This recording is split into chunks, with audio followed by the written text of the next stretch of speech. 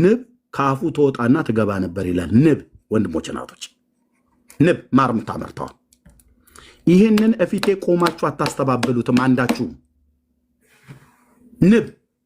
ንብ ወደ አፉ የምትገባና የምትወጣ ምንድነች? ቀፎ ነው። አቦ በምድር ላይ በነበረበት ሰዓት ላይ ሁለት ቦታ ላይ ተቀብሯል። ሁለት ቦታ ላይ ተቀብሯል።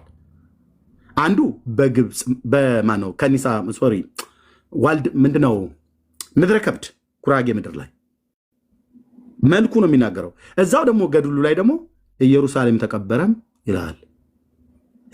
እዛ አንድ መጽሐፍት ላይ ኢየሩሳሌም ተቀበረ ብለው ነው የተቀበረው ኢየሩሳሌም ነው ብለን እንዳንል ኖ ጉራጌ ምድረ ከብድም ላይ ተቀብሯል ይለዋል።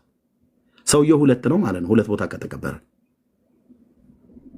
አይ ከዚህ የተቀበረውን አፍልሰውት ነው እንዳይባል ፍልሰት አይደለም፣ ቀጥታ ተቀበረበት ማለት ነው።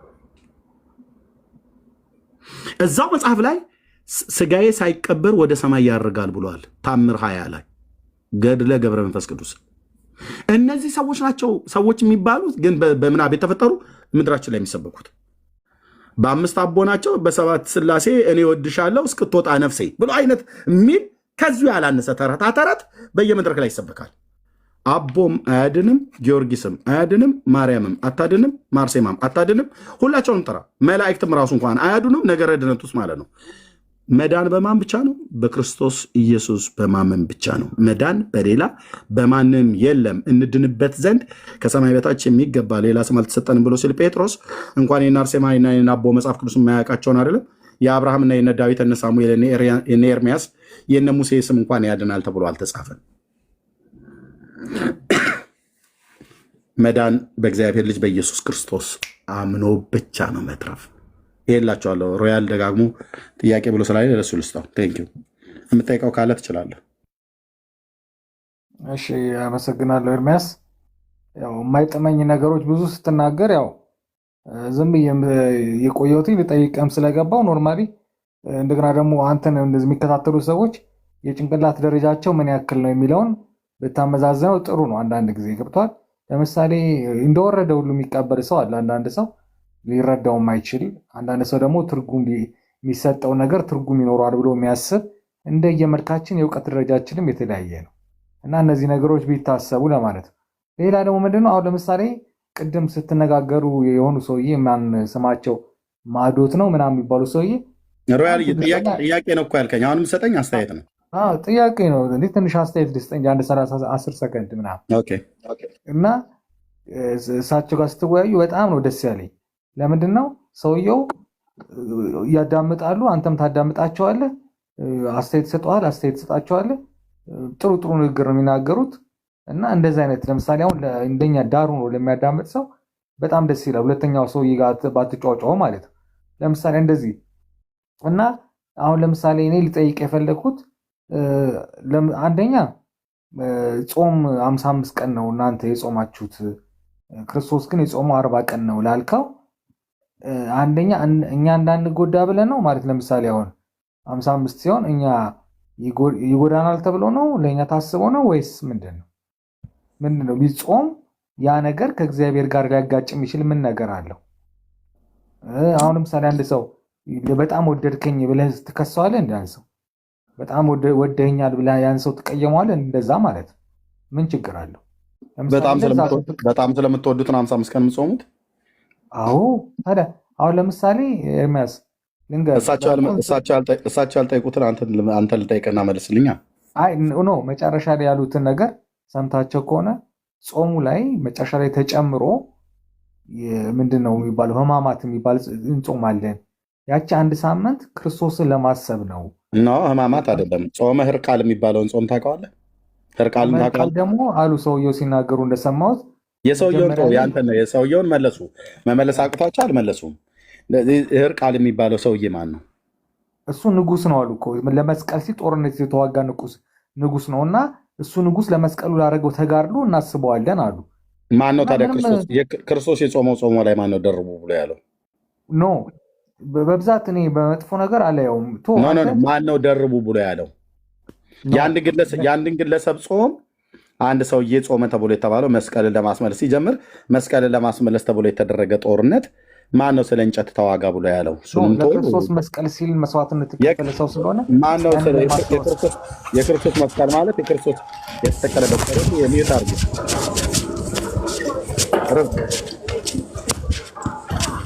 እሺ ክርስቶስ ለሞተበት መስቀል ተጋደሉ ብሎ ያለም የለም።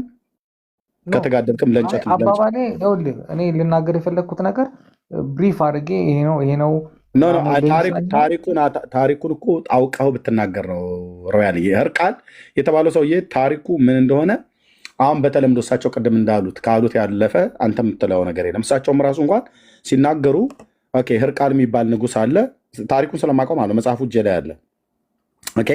ያ ሰውዬ የመስቀል ጦርነትን አድርጎ የባቢሎናውያን ወይ የሜዶና ፋርስ ኢራናውያን አካባቢ ላይ ነው እነሱን ተዋግቶ መስቀሉን ወደዛ ወስደውት ማርከውት ነበረ እና ከዛ ለመመለስ ምናምን ነገር ተብሎ የተባለ ታሪክ አለ። ይሄ ታሪክ እንደ ታሪክ እንኳን እውነት ቢሆን ማን ነው ይህንን ጾም ታዲያ የህርቃል ጾም ብሎ ጹሙ ብሎ አንድ ሳምንቱን የጨመረው በኢየሱስ ክርስቶስ ጾም ላይ ማን ነው ጨማሪ ያደረገው? ኢየሱስ ተስማምተው እኮ ነው አሉ። ማን ነው ተስማሙ ያላቸው? ተስማምታችሁ ጨምሩ ብሎ ነው እንደ ጌታ ያለው? ከጌታ ጋር ሳይስማሙ እርስ በርሳቸው ተስማምተው በጌታ ቃል ላይ ይጨምራሉ። የጾሙን ከዛ በኋላ ያው ስርዓት ማስያዝ ስለሚኖርባቸው በዚህ ስርዓት ይህ ጾም በሚል ወስነውታል አሉ ሰዎች። ማን ነው ወሳኝ ያደረጋቸው? ኢየሱስ በጾምበት ጾም ላይ ማን ነው ጨማሪ ያደረጋቸው ነው ብዬ ይጠይቃል። ኢየሱስ ታዲያ መጥቶ ይነግራል ከላይ በየአይነቱ በጾም በየአይነቱ ብላ በቃ 40 ቀን ጾም አይደል ብሎ የሚለው ቅዱሱ ቃል እኮ 40 ቀን ጾም ሲል ኢየሱስ ወተትን 40 ቀን ጾሙ አላለም ሲጀምር 40 ቀን ጾሙ አላለም ሲጀምር። ሮያሌ ልብ በል ብራዘር።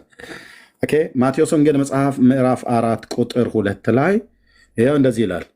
ከዚያም ወዲያ ኢየሱስ ከዲያብሎስ ሲፈተን ዘንድ መንፈስ ወደ ምድረ በዳ ወሰደው ካለ በኋላ 40 ቀንና 40 ሌሊትም ከጦመ በኋላ ተራበ ይላል። ጌታችን 40 ቀን 40 ሌሊት ነው የጾመው። ሐዋርያቱ የጻፉት እዚህ 40 ቀን ብለው በጻፉት ላይ ኢየሱስ የጾመው 55 ቀን ነው ብሎ ለማለት ማን ነው ኦርቶዶክስን ጨማሪ ያደረጋት? ያው በእግዚአብሔር ቃል ላይ ያመፀች ቤተክርስቲያን እንደሆነች በአቅም ማመፅ ሳይሆን ለምሳሌ ብናል ለምሳሌ ከዚህ ከተጨመረው ውስጥ ምንድን ነው ለምሳሌ ኦርቶዶክስን ሊጎዳት የሚችል ወይ ደግሞ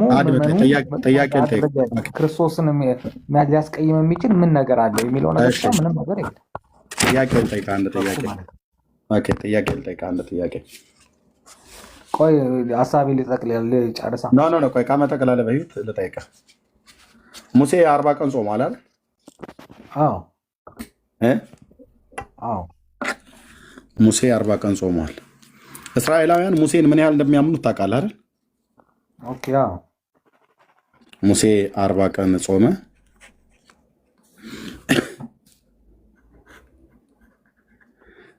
እስራኤላውያን በጣም ይወዱታል፣ በጣም ያከብሩታል። እኛም እንወደዋለን፣ በጣም እናከብረው ታላቅ ነብይ ነው። እስራኤላውያን ሙሴ በጾመበት በ40 ቀኑ ላይ በዘዳግም 9 ከቁጥር 18 እስከ 19 ባለው ላይ ማለት ነው። በዚህ ጾም ላይ ቀናትን ጨምረው ቶራው ላይ የተጻፈው ይሄ ስለሆነ እዚህ ጋር የተጻፈው በዚህ ቀን ላይ 5 ቀን ጨምረው ወይ 20 ቀን ጨምረው ይጾማሉ። ሙሴ 40 ቀን የጾመው እኛ 20 ቀን ጨምረን 70 ቀን እንጾም ብለው ይላሉ። እንደዛ ብለው ድንጋጌ ሰጥተው አይሉም።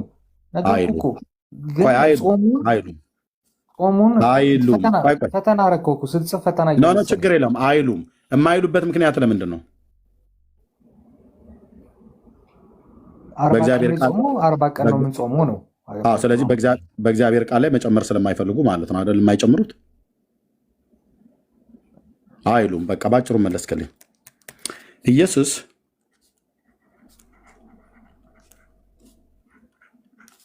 አርባ ቀን ጾመ። ኦርቶዶክስ 40 ቀን ጾመ። ይኸው ማቴዎስ 4 ቁጥር 2 ላይ ይኸው ኦርቶዶክስ 55 ቀን ትጾማለች። በኢየሱስ ላይ 15 ቀን ጨምራ ማለት ነው። እነሱ ሙሴ በጾመበት ላይ ጨምረው አይሉም። እናንተ ግን ኢየሱስ በጾመበት ላይ ጨምራችሁ ትላላችሁ፣ ትጾማላችሁ። ምክንያታችሁ ምንድን ነው? የመጨረሻው ሳምንት ህማማቱን ምክንያታችሁ ምንድን ነው? ቀኑን ለመጨመር ምክንያታችሁ ምንድን ነው? መጀመሪያው ሳምንት ሁለተኛው ሳምንት የሚባል የለም። 15 ቀኑን እንድትጨምሩ ማን ነው ስልጣን የሰጣችሁ? እስራኤላውያኑ በሙሴ 40 ቀን ጾም ላይ ምንም ሳይጨምሩ ሳይቀንሱ እንጾማለን ብለው አይሉ ያንኑ ቀን የሚያከብሩት ታናክ ላይ ስለተጻፈ ማለት ነው። እናንተ ግን ኢየሱስ 40 ቀን ጾመ ብሎ ማቴዎስ 4 ቁጥር 2 ላይ ነግሩ አይሁዳውያኑ በሙሴ ላይ ካልጨመሩ እናንተ በኢየሱስ ላይ ማነው ጨማሪ ያደረጋችሁ? ኦኬ ለምሳሌ አሁን አንድ ጾም በሚታወጅበት ጊዜ ያ ቤተክርስቲያን የራሱ ዶግማና ቀኖና ማነው ጨማሪ ያደርጋችሁ? የፈለገ የራሳችሁ ዶግማ ይኖራችሁ። ሮያልዬ እውነቱን ፍርጥ አድርገህ እንድትናገር ፈልጋለሁ እኮ ምን ታውቂኝልን ያፈርጠዋለሁ። ኧረ ንገረኝ። አሁን የምታነጻጽርልኝ አንተ ነው የምታነጻጽርልኝ። እስራኤላውያኑ ሙሴ በተናገረው ላይ አንጨምርም ብለው አይሉም ብለኛል። ልክ ነው አይሉ። እስራኤላውያኑ ሙሴ በተናገረው ላይ አንጨምርም ብለው ከተጠነቀቁ እናንተ ኢየሱስ በጾመው ላይ ማነው ጨማሪ ያደረጋችሁት? ጭማሬው እኮ አልኩ። ጭማሬው አንደኛ ይሄ ምንድነው ቅዳሜና እሑድ ቅድም ብለው ባሉት እሳቸው ያሉት ነገር እንዳለ ሆኖ እሱ ነገር እንኳን ብዙም ሊገባኝ አልቻለም። ስለማይጾም ምናምን ስላሉ ቀኑን ቀናንሰው ምናምን ተናግረዋል። ግን የመጨረሻው ክርስቶስን ስቅለት በማሰብ ቅዳሜና እሑድ ወተት ትጠጣላችሁ እንዴ? ኖ ጾሙ እስከሚያልቅ እኮ ምንም ነገር አይቀመስም እኮ። ታዲያ ቅዳሜና እሑድ ለምን አይጾም ብለው ይላሉ? የምትጾሙት እኮ እናንተ እስከ 9 ሰዓት ድረስ ብሎ የሚለውን አይደለም። አብዛኛው የሚጾሙ እስከ 9 ሰዓት ምናምን ነገር ቅዳሜና እሑድ ወተትና የእንስሳ ተዋጽኦ በሙሉ አትጾሙም።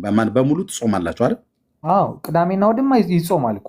ቅዳሜና እሑድ የምትበሉ ቢሆን ኖሮ አይቆጠርም ብለን እንላለን። ቅዳሜና እሑድም እኮ ወተትና ስጋ አይፈቀድላችሁም። አይፈቀድም እኮ። ታዲያ ለምንድን ነው ቅዳሜና እሑድ አይቆጠሩም ተብሎ የሚባለው? ቅዳሜና እሑድ እስከ 9 ሰዓት አይቆይማ። ብራዘርዬ ይሄ እውነቱን ልንገርህ ሮያልዬ ማጭበርበር ይባላል። 4 ነጥብ ዘግቼ ነው የምነግርህ ብራዘር፣ ወንድሜ የምወድህ ማጭበርበር ይባላል። ለምን በለኝ። ማንን የምናጭበረብረው? ራሳቸውን ህዝቡን። ለምሳሌ በዚህ በተጨመረው በጾሙ በ15ቱ ቀን የተጨመረው ተስማምቶ አይደለም እንደ ጨመሩት? ከማን ጋር የተስማሙት? ቀኖና አሁን ቅድም የነገሩ ሊቃውንቶች እሱን መረጃ አላመጡም። ግን ከማን ጋር የተስማሙት? እርስ በርሳቸው የተስማሙት እንጂ ከጌታ እኮ እርስ በርስ ተስማምት አይደለም። ከጌታ ጋር ነው መስማማት ያለበት። በመጀመሪያ ቤተክርስቲያን እርስ በርስ ሳይሆን መስማማት ያለባት ከጌታ ጋር ነው መስማማት ያለባት። በመጀመሪያ ከጌታ ጋር ስትስማማ ከማን ጋር ትስማማለች? ከቅዱስ ቃሉ ጋር ማለት ነው። ኦኬ ከቅዱስ ቃሉ ጋር ትስማማለች ማለት ነው። ከቅዱስ ቃሉ ጋር ስትስማማ ከጌታ ጋር ተስማማ ማለት ነው። ከቅዱስ ቃሉ ጋር ያልተስማማች ቤተክርስቲያን ከጌታ ጋር አትስማማም። ከጌታ ጋር ካልተስማማች አመፀኛ ናት ማለት ነው። እርስ በርስ ተጠራርተው ፓስተሮቹ በዛና በዚህ እንደዚህ ብለን ብንለው ይሻላል ምናምን ነገር ብሎ በሚል የሆነ ድንጋጌ ቢሰሩ እርስ በርሳቸውን የተግባቡት፣ እርስ በርሳቸውን የተደማመጡት የአንድ ልብ አንድ ወንዝ አንድ ልብ መካሪ እንደ አንድ ሀሳብ ተናጋሪ ብሎ በሚል እርስ በርሳቸው ቁጭ ብለው አምቧቸውን እየጠጡ ቅዱስ ቃሉ ብሎ የማይለውን ድንጋጌ የእኛ ፓስተሮች ቢደነግጉት የተስማሙት ከጌታ ጋር ሳይሆን እርስ በርሳቸውን የተስማሙት። እርስ በርሳቸው ሲስማሙ ደግሞ እንደ ቅዱስ ቃሉ አይደለም የተስማሙት። እንደ ቅዱስ ቃሉ ካልተስማሙ ደግሞ በዛ ስምምነት ውስጥ ጌታ የለበትም ማለት ነው። ቤተክርስቲያን አስቀድማ እርስ በርሳ ከመስማማቷ በፊት ከጌታዋ ጋር መስማማት አለባት። ከጌታዋ ጋር እንድትስማማ የጌታዋን ቃል ቀዳሚ ማድረግ አለባት። የጌታዋን ቃል ቀዳሚ ያላደረገች ቤተክርስቲያን አመፀኛ ናት። 4 ነጥብ። በነገራችን ላይ እኔ አመፀኛ የሚለውን እኮ አልቀበለውም። አመፀኛ ናት። እኔ አንተ ብለኸኝ ባልከኝ ላይ ሌላ ነገር ጨምሬ ባወራ አመፀኛ ነኝ ብራዘር ሮያል። ግን ገብቶኛል፣ አባባል ገብቶኛል። ኖርማሊ ገባህ። ግን የቅድሙ ሰውዬ በጣም የተመቹኝ ሰው ነበሩ። ምክንያቱም ውይይታቸው በጣም አሪፍ ነበር። እሳቸውን በጣም ትዕግስተኛ ናቸው። የምን ነገር እንትን አስቴር ራሱ በጣም ደስ ብሏት ነበር የሁለታችሁ ውይይት። ምክንያቱም አንዳንድ ትምህርት ይገኝበታል። ለምሳሌ ሰው አዳማጩ ትምህርት አግኝቶ ሲወጣ ጥሩ ነው። ከዛ በኋላ ያ ሰውዬ ጋር ተደብላለቃችሁ እንጂ ትምህርቱ እንደዛ አይነት ክላሲክ በሆነ መሄድ አሪፍ ነበር ለማለት ነው እኔ። እና ሁለተኛ ደግሞ ያው የጾሙ ነገር አንተ ያስጨነቀ ነገር ኤርሚያስ፣ ቃሉ ላይ ለምንድን ነው እንትን ያላችሁ ጨመራችሁ የቀነሳችሁ አይነት ነገር ነው አይደለ? እንጂ ኖርማሊ እኛን ትጎዳላችሁ ምናምን ብለህ ለእኛ አስበህ አይደለም። ምን ትጎዳል? ሲጀምርም እኮ በጾሙ እኮ እናንተ አትጎዱም። ሰውነታችሁ እንደውም የሚደልብበትን ምግብ ነው የምትበሉት እኮ። አይ ኖ ለእኛ አስበህ መስሎኝ ለእናንተ የማሰብ አይደለም። በአስብም ስለ እናንተ ከመብል አኳያ አይደለም ማስብላችሁ እንዴ ብራዘር። በዚህ እኮ እስቲ አንድ ቆይ አንድ ነገር ላሳየ ወንድም አለ እዚህ ጋር ምን ብዬ ልጻፍ?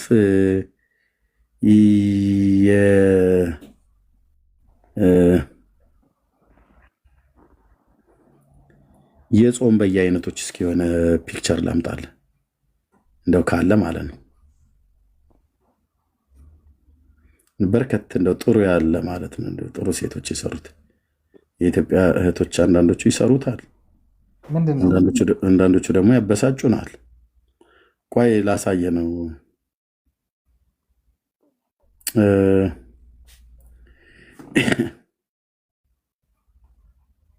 እሺ እንደው እዚህ ጋር እንኳን በትንሹ እንኳን እንየው።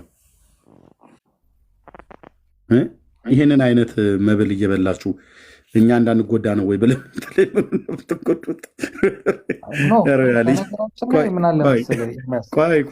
ወንድም አለ ነገር እሰጥሃለሁ እንዴ ለእኛ አስበህ ነው ወይ እርሚ እንዳንጎዳ አላልከኝም? እንዲህ አይነት መብል እየበላችሁ ምናችሁ ነው የሚጎዳው? ይሄ እኮ ምግብ ብራዘር፣ እኔ በተለይ ወንድሞች እናቶቼ ጥሎብኝ ቃሪያ እወዳለሁ አልኩ እና ይህንን እኮ ምግብ የምታገኘው የጾም በየአይነት የሚባለው ፋሲካ ወይ ኩዳዴ እንደዚህ አይነት ምናምን ነገር ሲመጣ ነው። አሁን እዚህ ጋር እንኳን ያለው እንደው ገብቶኛል ኤርሚያስ ነገሩ እና ይህንን እየበላ ቆይ ጌታ የጾመው ይህንን መብል እየበላ ቆይ አንተ ተናገር። ጌታ ሲጾም እንዲህ አይነት መብል እየበላ ነበር እንደ ጾመው? ወደ ጌታ ጋርማ አትሄድ። ለምን ደማ የጌታን ጾም አይደል እንደ 40 ቀን የምትጾሙት? ማነው 55 ቀን ባባኔ ኮምፔር የማይደራረግ ነገር ማድረግ አንችልማ። ግን ምን አለ መሰለህ፣ ለምን ነው ታዲያ የጌታን ጾም ነው የምንጾመውን ብላችሁ የምትሉት? አይደለም እንደዚህ እየበላ ነበሩ የሱ የጾም አይደል ምናምን ብለህ የምትለው ነገር እውነቱን ንገረኝ። እኔ እውነት ስትናገር ነው የማውቀው። ለምንድን ነው የጌታን ጾም ነው የምንጾመው? ሁዳዴ ጴንጤ ደግሞ ሆዳችሁን ስለምትወዱ ምን ትጾማላችሁ እናንተ? እኮ ዝም ብላችሁ እንደ ደጋ ፈረስ ነው የምትበሉት ትሉን አላችሁ። የእኛን ተውና እናንተ የጌታን ጾም ነው የምንጾመው ብላችሁ ካላችሁ ጌታ እንዲህ አይነትን በየአይነት እየበላ ነበረ የጾመው። ኖ እኔ እኮ የምነግርህ አሁን የምግቡን ጉዳይ እኮ ልነግርህ እኮ ነው። አሁን ለምሳሌ እንደዚህም በልተህ ወይ ደግሞ ቆሎም ብትበላ ዝም ብለህ ይሄ እንኳን አዲስ ሳይሆን ራሱ ቆሎ ራሱ በልተህ ብትጾም ኖርማሊ አፍህ ካልጾመ፣ አይንህ ካልጾመ፣ እግርህ ካልጾመ ትርፉ የረሃብ አድማ ነው፣ ትርጉም የለውም ብዬ ነው የማስበው። ምክንያቱም ኖርማሊ መጾም የሚገባን ከብዙ ነገሮች ነው እና ያንን ነገር ነው መጾም እንዳለብን ብዙ ጊዜ ቤተክርስቲያን ሲያስተምሩ የምሰማው በዚህ መልኩ ነው። ኦርቶዶክስ ግን ከእንቁላልና ከወተት ከስጋ ተዋጽኦ ሰውን እንዳትነኩ እንዳትቀምሱት። ማንኪያው አስነካሹ እንደው በመድኃኒዓለም ምን ሆነሽ ነው በለው። ያችኑ ሰራተኛ ግን የአባቴ አምላክ ይድፋሽ በሰነጠቀሽ ቅዱስ ገብርኤል ዕቃ ስታጠብ ብርጭቆ ቢሰነጠቅባት ሰራተኛይቱ ቅዱስ ገብርኤል የቁልቢው በሰነጠቀሽ እያሉ ብለው የሚሉ እነኚህ ሴቶች ናቸው ጾመኞች ነው መሰለህ። ኤርሚያስ በነዚህ አይነት ሰዎች ጋር ከሄድክማ ምንም እኮ በቃ ሁሉንም በቃ ከጴንጤውም ከኦርቶዶክሱም ከምኑም አይተርፍም። ለመሰለህ በሰዎች አይን አኒ አሁን ፎር ኤግዛምፕል እዚህ የሚያወራ አንድ ሰው እኔ ለምሳሌ አልጾምም። አሁን ለምሳሌ የገና ጾም ነው አይደለም? አልጾምም እኔ። ስለዚህ አሁን ለምሳሌ በእኔ አይን ኦርቶዶክስ ልታያት አትችልም። በቃ ስለዚህ እንደዚህ አይነቶቹ ነገር ነው። አሁን ለምሳሌ እኔ ጥሬ ስጋ የሚባል በልቼ አላውቅም ከተፈጠርኩ እና ለእኔ አሁን ለምሳሌ የስጋ መብላትና መብላት በጾም ምንም አይመስለኝም። ግን ምንድነው ዋናው ቤተክርስቲያኑ ሲናገሩ እንደምሰማው ማለት ብዙ ጊዜ ባልሄድም ባልፎ ምንድነው እንትን ወፍ በረር እንደሚባለው ቤተክርስቲያን አይንህ ይጾም፣ እጅህ ይጾም፣ እግርህ ይጾም ትላለች ቤተክርስቲያን። ምግብ ብቻ ስለጾማችሁ ትርጉም የለውም። ሁሉ ነገር ይጾም፣ የምግብ ጉዳይ አይደለም ዋናው። ስለዚህ ይህን ነገር ስትል ቤተክርስቲያን እሰማለሁ፣ አንደኛ ማለት ነው። ሁለተኛ ደረጃ በኖርማሊም ስታየው እግዚአብሔር ለማሰብ እስከ ጾምክ ድረስ በየአይነቱና ስጋ የመለዋወጡ ጉዳይ ሳይሆን ራስህ ወደ እግዚአብሔር ማስገዛት ራሱ ምግቡን እኮ ፕሮቲን ነክ ነገሮች ሁሉ አትብላ የሚባሉ እኮ ስጋ ውስጥ ትኩሳት እየተሰማ ካርቦሃይድሬት እያገኘ ሙቀት እንዳይሰማና ሌላ ነገር ውስጥ እንዳትገባ ነው። ምን ውስጥ እንዳይገባ ነው? ወደ ዝሙት፣ ወደ ምናምን፣ ወደ መጠጥ። መቼ የጾም በየአይነቱንስ እየበላ ሲከታከት አይደል የሚያድረው የሚውለው? አልኩህ እኮ እኔ አሁን ብዙ ጊዜ ምን መሰለህ እንትን እንደዚህ አይነት ነገሮች እኔ አሁን ለምሳሌ በግለሰባዊ ደረጃ እኔ አሁን ለምሳሌ አንድ ጴንጤ እዚህ የሆነ መጥፎ ነገር ሲያደርግ ሆል ጴንጤ እንዲህ ነው ብያ ዝሙት ብራዘር፣ ይሄን ስለበላህና ሽሮ ስለበላህ አይደለም የሚሆነው። አይ ነው በምግቦቹ መካከል ልዩነት እንዳለ አውቃለሁኝ፣ ግን ዝሙት ሰው ይሄን ስለበላ ዝሙት ፈላጊ፣ ሽሮ ስለበላ ዝሙት የማይፈልግ አይደለም። ዝሙት የጾም በየአይነትም እየበላ ድራፍትንም እየጠጣ ያደርገዋል። የልብ ለውጥ ነው እንጂ። እሺ ወግዬ ረጅም ሰዓት አቆየዋችሁ። ስለዚህ ኦርቶዶክስ ይህንን ነው እንዳትነኩ ብላ የምትልህ። ኢየሱስ ደግሞ ይህንን አትንኩ እያለ አይደለም የጾመው። ኦኬ፣ ወደ አፍ የሚገባ የሚያረክስ ነገር የለም። ከሰው ከውስጥ ቆይ አድምጠኝ። ከሰው ከውስጥ የሚወጣ ሀሳብ ነው እሱ ነው ሰውን የሚያረክሰው። በእናንተ አሁን ጾመ ነቢያት ብላችሁ የምትሉት አሁን በገና ይህን ነው እንዳትነኩ፣ እንዳትበሉ፣ እንዳትቀምሱ የሚባለው አንተ ባትጾሙም ማለት ነው። ኦኬ፣ ይህንን ስለበላህ አይደለም ጾመኛ የምትባለው ማለት ስላልበላህ አይደለም። ይህንን ስለበላህ አይደለም እርኩስ የምትባለው። እርኩሰት የሚወጣው ጌታ የተናገረው ላሳየ። በቅዱስ ማርቆስ ምዕራፍ 7 ላይ እንደዚህ ይላል። ምን አሉት? ፈሪሳውያንና ከጸሐፍቶች ወገን ከኢየሩሳሌም የመጡት ወደ እርሱ ተሰበሰቡ። ከደቀ መዛሙርቱም አንዳንዱ በርኩስ ማለትም ባልታጠበ እጅ እንጀራ ሲበሉ አዩት። ፈሪሳውያንና አይሁድም ሁሉ የሽማግሌዎችን ወግ ሲጠብቁ እጃቸውን ደህና አድርገው ሳይታጠቡ አይበሉምና ከገበያ ተመልሰው ካልታጠቡ አይበሉም። ጽዋንም አድጋንም የናስንም ዕቃ አልጋንም እንደማጠብ ሌላ ነገር ሊጠብቁ የተቀበሉት ብዙ ነገር አለ። ከማን ነው ይህን ነገር የተቀበሉት? የአባቶች ወግ ነው። ተረታ ተረት ሊጠብቁ የተቀበሉት ብዙ አለ። ምን? አልጋን እንደማጠብ የናስን ዕቃ ጽዋውን ማድጋ ምናምን ነገር ካልታጠቡ እጅ መታጠብ ምናምን ነገር ይሄ ጌታ የሰጣቸውን አይደለም፣ የሰው ስርዓት የሆነ ትምህርት ማለት ነው። ፈሪሳውያንም ጸሐፎችን ደቀ መዛሙርትህ እንደ ሽማግሌዎች ወግ ስለምን አይሄዱም፣ ነገር ግን እጃቸውን ሳይታጠቡ እንጀራ ይበላሉ ብለው ጠየቁት። ወደ ጌታ መጥተው ማለት ነው። እርሱ ግን እንዲህ አላቸው፣ ኢሳይያስ ስለ እናንተ ስለ ግብዞች ይህ ሕዝብ በከንፈሩ ያከብረኛል፣ ልቡ ግን ከኔ በጣም የራቀ ነው። የሰው ስርዓት የሆነ ትምህርት እየተከተሉ እያስተማሩ በከንቱ ያመልኩኛል ተብሎ እንደተጻፈ በእውነት ትንቢት ተናገረ አለ። ምን እያላቸው ነው? ይህ እዚህ ጋር የደረደራችሁት የሰው የሽማግሌዎች ወግ ነው። የእናንተ አባቶቻችሁ ተረታ ተረት ግሳንግስ ነው እያላቸው ነው ጌታ። ለዚህ ደግሞ ኢሳይያስ ትንቢት ተናግሮላችሁ እኮ ነበር አላቸው።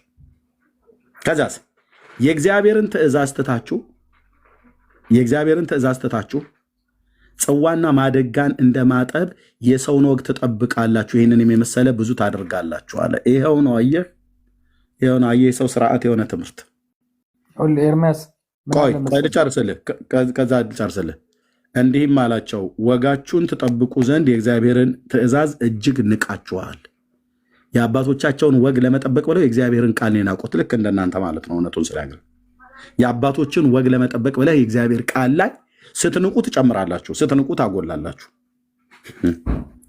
ሙሴ አባትና እናትን አክብር፣ ደግሞም አባቱን ወይም እናቱን የሰደበ ፈጽሞ ይሙት ብለዋልና፣ እናንተ ግን ትላላችሁ ሰው አባቱና እናቱን ከኔ የምጠቀምበት ነገር ሁሉ ቁርባን ማለት መባ ቢል ለአባቱና ለእናቱ ምንም እንኳን ሊያደርግ ወደፊት አትፈቅዱለትም።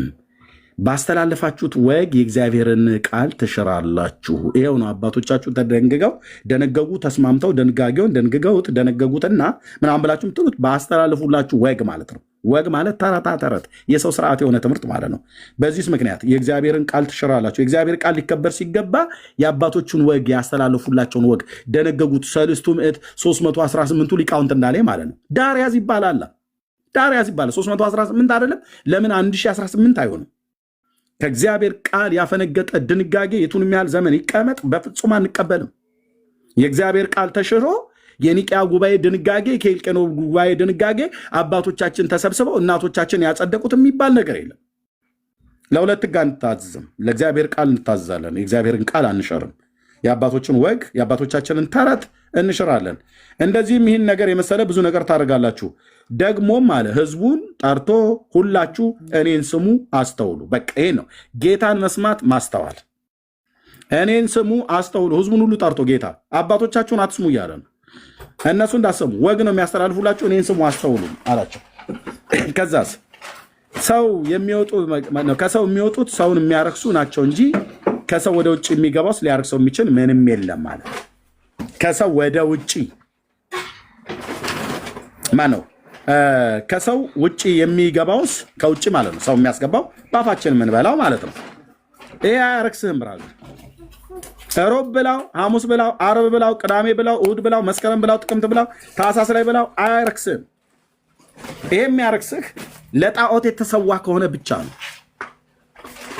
ለጣዖት የተሰዋ ከሆነ ብቻ ለጣዖት የተሰዋውን አትብሉ ብሏል። ስለምትረክስ ማለት ነው። ከዛ ውጭ ይሄንን ሰኞም ማክሰኞም ሮብ መስከረም ሐሙስ ጥቅምት ዳር ብትበላው አትረክስም። ሰውን የሚያረክሰው የትኛው ነው? ጌታ የተናገረው ከሰው የሚወጡቱ ሰውን የሚያረክሱ ናቸው። ከሰው ምን የሚሉት የሚወጡት ምንድነው? ከሰው የሚወጣው ሽንታችን ምናምን ነገር እንደዚህ ነው? ኖ አይደለም። ምንድናቸው የሚወጡት? ከሰው ውጭ የሚገባው ሊያረክሰው የሚችል የለም ባለው ካለ በኋላ ጆሮ ያለው ቢኖር ይስማ አላቸው ይላል። ይሄው ነው አሁንም የተፈለገው የሆኑ ጆሮ ያለው ትውልድ ይስማ። ከህዝቡ ዘንድ ወደ ቤት ከገባ በኋላ ደቀ መዛሙርቱ ምሳሌውን ጠየቁት። ምንድነው ያልከን ያስተማርከን ነገር ብለው፣ እርሱም እናንተ ደግሞ እንደዚህ የማታስተውሉ ናችሁን? ከውጭ ወደ ሰው የሚገባ ሊያረክሰው ምንም አይችልም። አትመለከቱ? ምንም እንዳይችል አትመለከቱ? ምን አለ? ከየት? ከውጭ ወደ ሰው። እናንተ ደግሞ አታስተውሉ? ከውጭ። ይሄን ከየት ነው የምናስገባው? ወደ አፍ ስታስገባ ከውጭ ማለት ነው። ተቆርጠዋለህ፣ በአዋዜ አድርገህ፣ በጨው አድርገህ፣ በሚጥሚጣ አድርገህ ወደ አፍ ነው የምታስገባው እና በአፍ ታኝከዋለህ። ወደ ወዲህ ይወጣል ማለት ወደ ወዲህ ይገባል። ከዛስ ጌታ ወደ ዳሪ ይወጣል ይላል። ያው ልብ በል፣ ወደ ሆድ ገብቶ ወደ ዳሪ ይወጣል እንጂ ከዛስ ወደ ልብ አይገባምና መብልን ሁሉ እየጠራ አላቸው ይላል። ልብ በል ሮያልዬ፣ መብልን ሁሉ ማለት በዚያ ዘመን የነበረው ምግብ ሁሉ እየጠራ ነው ያላቸው። ኦኬ፣ እኔና ሮያል ብንገናኝ ይህንን ትጋብዘኛለህ ወይ? ጋብዝሃለሁ። እኔ ደግሞ ወዳለሁ ጥሬ ስጋ ማለት ነው። ኦኬ፣ ወይ አንተ ተጠብሶልህ ትበላለህ። ተጠብሶ የሚብላው ጥሬውንም ብላው፣ ሁለታችንም ከውጭ ነው የምንበላው። ወደ አፋችን እናስገባና እኛ እናኝከዋለን። በጉሮሯችን በኩል ይገባል። ከዛስ ወደ ወዳችን ይገባል። ከዛስ ሰውነታችን ሲስተሙ የሚወስደውን ወስዶ ሌላውንስ ወደ ዳሪ ይወጣል አለ። ጌታ እኮ ነው ያለው። ወደ ሆድ ገብቶ ወደ ዳሪ ይወጣል እንጂ ወደ ልብ አይገባም። ሮያል ይህን ስጋ በልቶ ኤርሚያስ በኢየሱስ ስም ስብሐት ለአብ ወወልድ ወመንፈስ ቅዱስ ወደ ልቡ ገባ። ልብ ጋ ነው ጉዳዩ። ሰውን የሚያረክሰው ከልብ የሚወጣ ነው እያለ ነው ጌታ እንጂ ከውጭ የበሬ በርንዶ ስጋ ቆርጣ ስለበላህ አትረክስም። ስብሐት ለአብ ወወልድ ወመንፈስ ቅዱስ። ምን አይነት ክፉ ዘመን መጣብን! ዳር ያዙ። የኢየሱስን ትምህርት ትቶ የሰው ስርዓት የሆነ ትምህርት ሊያጸድቅ የሚሯሯጥ ትውልድ ማለት ነው። ኢየሱስን እንስማ ወይስ የአባቶቻችን የእናቶቻችን የተባለ የተረት ወግ? ልሰጣለሁ ጨርሼ። ወግ ማለት ነው። ቃሉ የሚለውን ይዩት። ወደ ሆድ ገብቶ ወደ ዳሪ ይወጣል፣ መብልን ሁሉ እየጠራ አላቸው። ከዛስ እርሱም አለ ይላል ጌታ ከሰው የሚወጣውን ሰውን የሚያረክሰው ያ ነው ያለ። ከሰው ምን የሚለው የሚወጣው ከሰው የሚወጣው ምንድን ነው? ከውጭ ወደ ሰው የሚገባ አያረክስም ማለት ነው። ከሰው የሚወጣው ምንድን ነው? ሰውን የሚያረክሰው። ይኸው ለሮያልም ለእኔም እዚህ ላለ ትውልድም መጽሐፉን ለሚያምነው ትውልድ ሁሉ ጭምር የተጻፈ ማለት ነው። ከሰው ከውስጥ ከሰው ልብ የሚወጣው ክፉ ሀሳብ ይኸው ይሄ ነው የሚያረክሰኝ ብሎ ያለው። ከሰው ልብ የሚወጣው ክፉ ሀሳብ፣ ዝሙት፣ መስረቅ፣ መግደል፣ ምንዝርና፣ መጎምጀት፣ ክፋት፣ ተንኮል፣ መዳራት፣ ምቀኝነት፣ ስድብ፣ ትዕቢት፣ ስንፍና ናቸው። ይህ ክፉ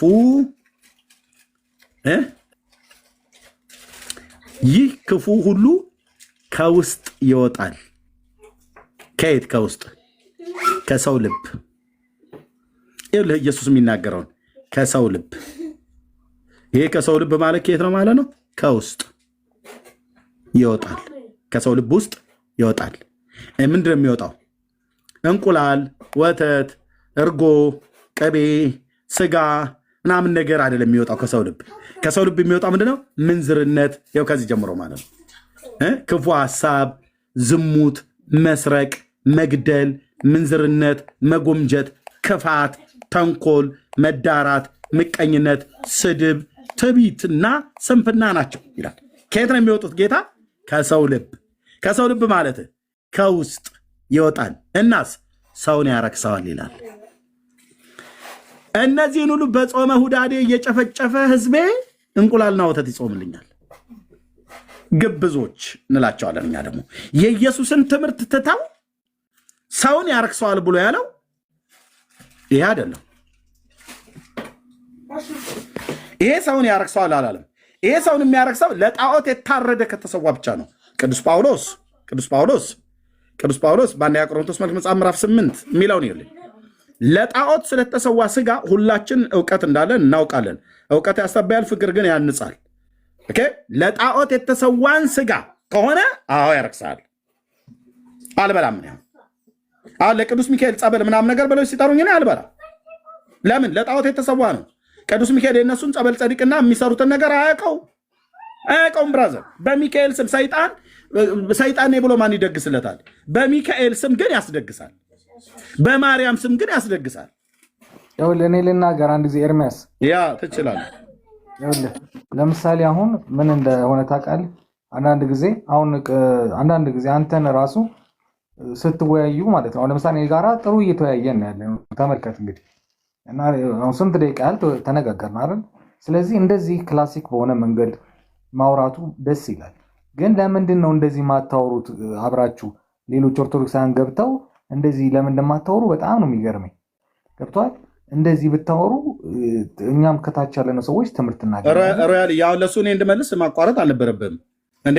ቀደም ገብቶ ተናገር ብዬ ስለው እየሰማህ የጴንጤ ኢየሱስና የእኛ ኢየሱስ ብሎ ባለን በዚህ ክፍል ላይ አላየሁም ማለት እዚህ ጋር ጻፈው አጽፈኝ አልኩትኝ።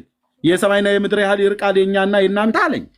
ኦኬ ንገረኝ አልኩት። ስለ ጴንጤዎቹ ልንገራችሁ፣ ፍጡር ነው አማላይ ስለምትሉት ጥምቀቱ ስጋው ደሙ እና መጽሐፍ ቅዱስ ላይ እንደተጻፈ አይደለም የምታምኑት አለ። የእናንተ ንገረኝ ብዬ ስለው ይሄን ሁሉ እየተናገረ በየማከል ቀፎ ሲል ነበር የኖረው። ለምን? አለማወቁም በጩኸትና በስድብ ሲሸፍን ማለት ነው። እኔ መቼ አላወራም አልኩኝ። ይኸው አንተ ታወራኛለህ። አሁን ለምሳሌ ምን አለ መሰለህ፣ አንዳንድ ጊዜ በራስ ላይ ኤክስፐሪመንት መስራት ጥሩ ነው።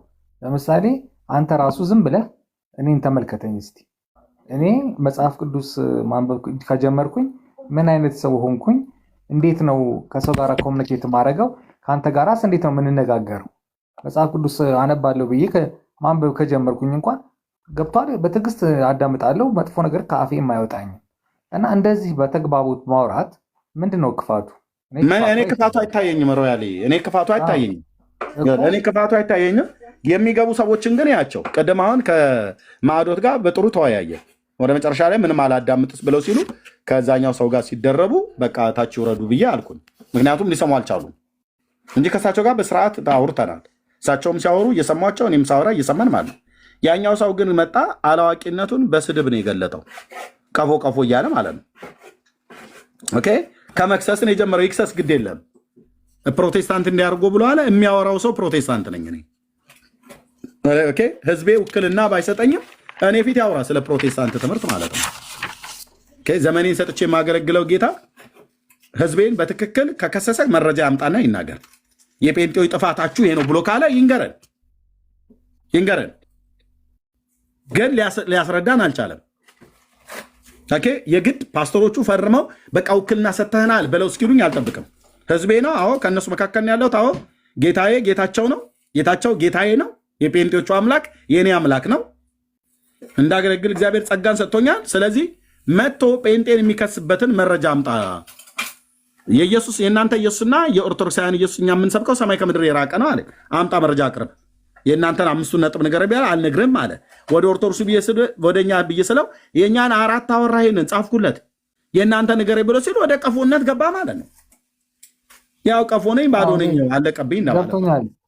ምልህ እኔ አንዳንድ ጊዜ እንደዚህ በራስም ታየዋለህ እና መለወጥ ዝም ብሎ ከመጨቃጨቅ ከመነጋገር በመደማመጥ ማዳመጥ መጠያየቅ ሌሎች ሰዎች እንዲማሩ ያደርጋል የሚል ሁኔታ አይቼዋለሁ በራሴ ስላየሁት። ያኔ ምስክሩ አንተ ነህ። ስለዚህ እንደዚህ አይነት ነገሮች ማዳመጥ አሁን ለምሳሌ ከታች ሆነ ዝም ብለህ ስታዳምጥ አንዳንድ ጊዜ የሆነ ጥሩ ንግግር ሲነገር አንዳንድ ነገሮች ደስ ይልሃል በጣም ግን ከዛ ወጣ ሲል ሲያፈነግጥ የሆነ አንዳንድ ንግግሮች እየደበሩ ይመጣሉ እና ያ ነገሮች ቢስተካከሉ ለምሳሌ እኛ ለምሳሌ የምናዳምጠው ሰዎች እንደዚህ አይነት ነገሮች ያስጠላል። ገባ ምንም ትምህርት አታገኝበት። ምንም ማድረግ አልችልም። ሮያሊ ይሄን ነገር አሁን እኔ ከሆንኩ ምረብሸው ኤርሚ ያስጠላል ብለህ ብትለኝ ኦኬ የሚያስጠላውን ነገር ተወዋለሁ።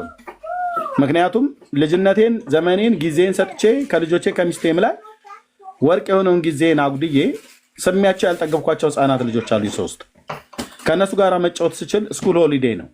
ቤት የከፈትኩትኝ ከሰዎች ጋር ለመለፋለፍ አይደለም። በስርዓት የሚያወሩ ሰዎች ካሉ አውርተው የተሰጠኝ ሚሽን ነው፣ ላገለግል ነው። የጌታ ኢየሱስ ክርስቶስን አዳኝነት በዓለም ዙሪያ ካሉ ወገኖች ጋር እዚህ በጣም ብዙ ወንድሞች እህቶች አሉ። ጊዜያቸውን ሰውተው ቁጭ ብለው እዚህ መጥተው የሚያገለግሉት ወይ ደግሞ የሚናገሩት ለሰዎች መዳን የሆነውን አዳኙን ኢየሱስ ክርስቶስን ልንሰብክ ነው።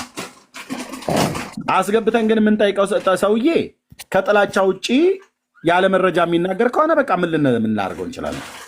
ጥላቻ ነው የሚያወራው ማለት ነው። ኦኬ እኔም አልጨቅጭቅህ። ኦኬ ታች አንተ አልጨቀጨቀኝም፣ ግን የሚያወሩ ሰዎች ካሉ ለምሳሌ ቅድም የእናንተና የኛ ኢየሱስ የተለያየ ነው ብለዋል ኦርቶዶክሳውያን። እኔ ሊቅ ነኝ ብሎ የሚል ሰው ካለ እኔ ፊት ሲመጥቶ ያውራ። በአባቶች አንዱ ከታች ዳርያዝ እያሌ ነው አንዱ ከታች ዳርያዝ ይለኛል እንደሆነ አላውቅም። መኪና ደግሞ አልያዝኩም። ምን አልጋ ላይ ነው ያለሁት። ሮያል እየተወ ፕሊዝ ኤርሚ እስኪ አንድ ኤርሚ አንተ ትምህርቱን ቀጥል። በእውነት ብዙ የሚሰማ ሰው አለ። ሚስተር ሮያል ደግሞ በእውነት ለትዕግስት ደስ ይላል። አንተም እየተማርክ ነው እየሰማ ነው። ነገር ግን ቅድም ጥሩ ውይይት ነበር። በእርግጥ ከቄስ ማዶት ጋር ጥሩ ውይይት ነበር። ልጁ ግን ገብቶ ብጥብጥን ያደርገው ሁሉንም ነገር ብጥብጥን ያደረገው ብዙ ሰው እየሰማ ነበር። ብጥብጥን ያደረገው መጨረሻ ምንድን ነው ሲለው የነበረው ኤርሚን ቀሽም ነበር ያለው። ግልጽ በግልጽ አንተ ቀሽም ነበር ያለው። እንደውም ኤርሚ በጣም ታግሶ ነበር። እኔና ኤርሚ በውስጥ በጣም ነው የምንነጋገረው። በዚህ አንዳንድ ነገሮች መመካከር ካለብን በውስጥ መመካከር ያለብን ነገር እንመካከራለን። ነገር ግን ያ የቅድሙ ልጅ ገብቶ ቀሽም ቃል በቃል ቀሽም ነው ያለው ኤርሚን። አሁን ግን ኤርሚ እንትን አድርግ። አሁን ስለ ጣዖት መስዋዕት ስለ ጣዖት መሰዋት ጥሩ ትምህርት ጀምረህ ነበር በመንፈስ እየተመራህ። እሱን ቀጥልና ልክ ስትጨርስ ሚስተር ሮያል ያለህን ጥያቄ ትቀጥላለህ። እንደዛ ይሻላል። እኔም በቃ እኔ ጋር ራሱ 0 ሰዓት አልፏል። በቃ ማለት ኖርማሊ አሪፍ ውይይት ነው። አንዳንድ ጊዜ በቃ በአሪፍ ብትነጋገሩ እኛም እንማራለን ለማለት ፈልጌ ነው። ችግር የለም። እስኪ ጥራቸው። አሁን በአንተ አፍ ጥራቸው። የእናንተ ኢየሱስና የእኛ ኢየሱስ የተለየ ነው ብለው ለሚሉ ሰዎች እስኪ መጥተው የእኛ የጴንጦቹ ያደሮ ያል እኛ አስተያየት ምናምን ሰጥቼ መጨቃጨቅ አልፈልግም። ምክንያቱም እዚህ ቤት በነፃነት ስለምገባ ስለማወራ ብዙ አንዳንድ ነገሮችን ስናገር ጥሩ ደስ ላይለው ይችላል አንዳንድ ሰው። ስለዚህ እኔ ደግሞ የምኖረው ለራሴ ነው። ስለዚህ እኔ ማንንም ጠርቼ እንደዚህ ተወያይ ምናምን ብዬ ብል ደስ አይልም። ግን የሚገቡት ሰዎች አሁን እህቴ እንዳለችው ኖርማሊ በሰላም ውይይት ቢጀመር ይመጣሉ። ሮያልዬ ይመጣሉ። የአሁኑ ትምህርት ግን ኤርሚ ትንሽ ውሃ ጠጣና አሁን የጀመርከውን ስለ ጣዖት መሰዋት እውነቴን ነው ካልደከመ ኤርሚ በእውነት እግዚአብሔር በብዙ እየረዳህ ነው፣ በብዙ እየደገፈህ ነው። ይሄን ያክል ሰዓታት ህፃናት ልጆች እንደውም አሁን ስትናገር ነበር አስቀምጠህ ይሄን ያክል ሰዓታት ማንም ተቀምጦ እንደዚህ አያስተምርም፣ ማንም ሪፍሌክት አያደርግም፣ ማንም ኖባዲ። ስለዚህ የጀመርከውን ትምህርት ቀጥልና ጥያቄ ያላቸው ይኸው አንድ ቦታ አለ ማስገባት እንችላለን። ኤርሚ ፕሊስ ትንሽ ውሃ ጠጣና ታብታብ እናስደርግኛም። ቀጥል፣ በእውነት ቀጥል። ትምህርቱ ጥሩ ነው። ሰው ተምሮ ይውጣ። በቃ አንድ ነገር ይቅርለት። ሰው ብዙ ሰው ጥያቄ አለው። በጣም ብዙ ሰው እየሰማህ ነው። በጣም ብዙ ሰው ከበስተኋላም ከፊት ለፊትም እና ብትቀጥል ነው የሚሻለው። በመሀል አታቋርጡት። እንደዚህ አይነት ትምህርት ሲጀምር በተለይ ሮያልዬ ለትዕግስትህ በጣም ነው ማደንቀህ። ደግሞ እዚህ ቤት በተደጋጋሚ ትመጣለህ።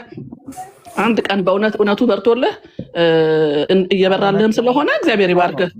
እኔ መጽሐፍ ቅዱስ አንብብ ብሎ የመከረኝ ወንድሜ ነው። እኔ እና እሱ በምን እንደምንተዋወቅ እሱም ያውቀዋል። በምን መጥፎ ነገር ተገናኝተን ከዛ ወደ ጥሩነት የተለወጠ ነገር ስለሆነ እኔ ስለሚያከብረኝ አከብረዋለሁ። መጥፎንም አልፈልግም። በዛ ምክንያት ነው የምመጣው። ስለዚህ አመሰግናለሁ። ያው አሁን ትምህርቱን ቀጥል ኤርሚዋ፣ በእውነት ትምህርቱን ቀጥል። አንድ 30 ደቂቃ የሚሆን በደንብ አድርገህ ትምህርቱን ቀጥልልን ኤርሚ። ኤርሚ እስኪመጣ በጣም የተወደደ ወንድም ሮያ ላይ ሀሳቤን በኋላ ነው የምሰጠው። እንዲሁ አንተ እስክትገባ ነው። ብዙ ጊዜ አስተያየት ይሰጣል። ቀና ልብ አለው፣ ጥሩ ልብ አለው። ግን ወንጌል በባህሪው አንዳንድ ጊዜ በፍቅር ብቻ በፍቅር መስበክም ትክክል ነው። እንደገና ደግሞ ሐዋርያትን ስታጠና እስጢፋኖስ የመጀመሪያ ወንጌላዊ እንኳን ሲሰብክ መጨረሻ ድንጋይ ነው የተወረወረበት። ስለ ኢየሱስ መናገር ሲጀምር ተቆጡ። እነዛው አይሁዶች መሲህ ይመጣል ብለው ሲያስተምሩ የነበሩ መሲሁ መጥተዋል ገደላችሁት ሲሉ ጥርሳቸውን አንገጭግጨዋል። እና ምናልባት አንዳንድ ጊዜ ከካራክተር ጋር ብቻ አታያይዙት፣ ሞቲቭን ተመልከቱ። በጣም የሚሳደብና ጭቅጭቅ ሊፈጥር የሚችል ሰው እንዳለ ማወቅ አለብን። ይሄ ሜዳ ነው። ሐዋርያት ስራም ሐዋርያት ጉዟቸው ላይ ብዙ አይነት እምነቶች እኮ ተጋፍጠዋል።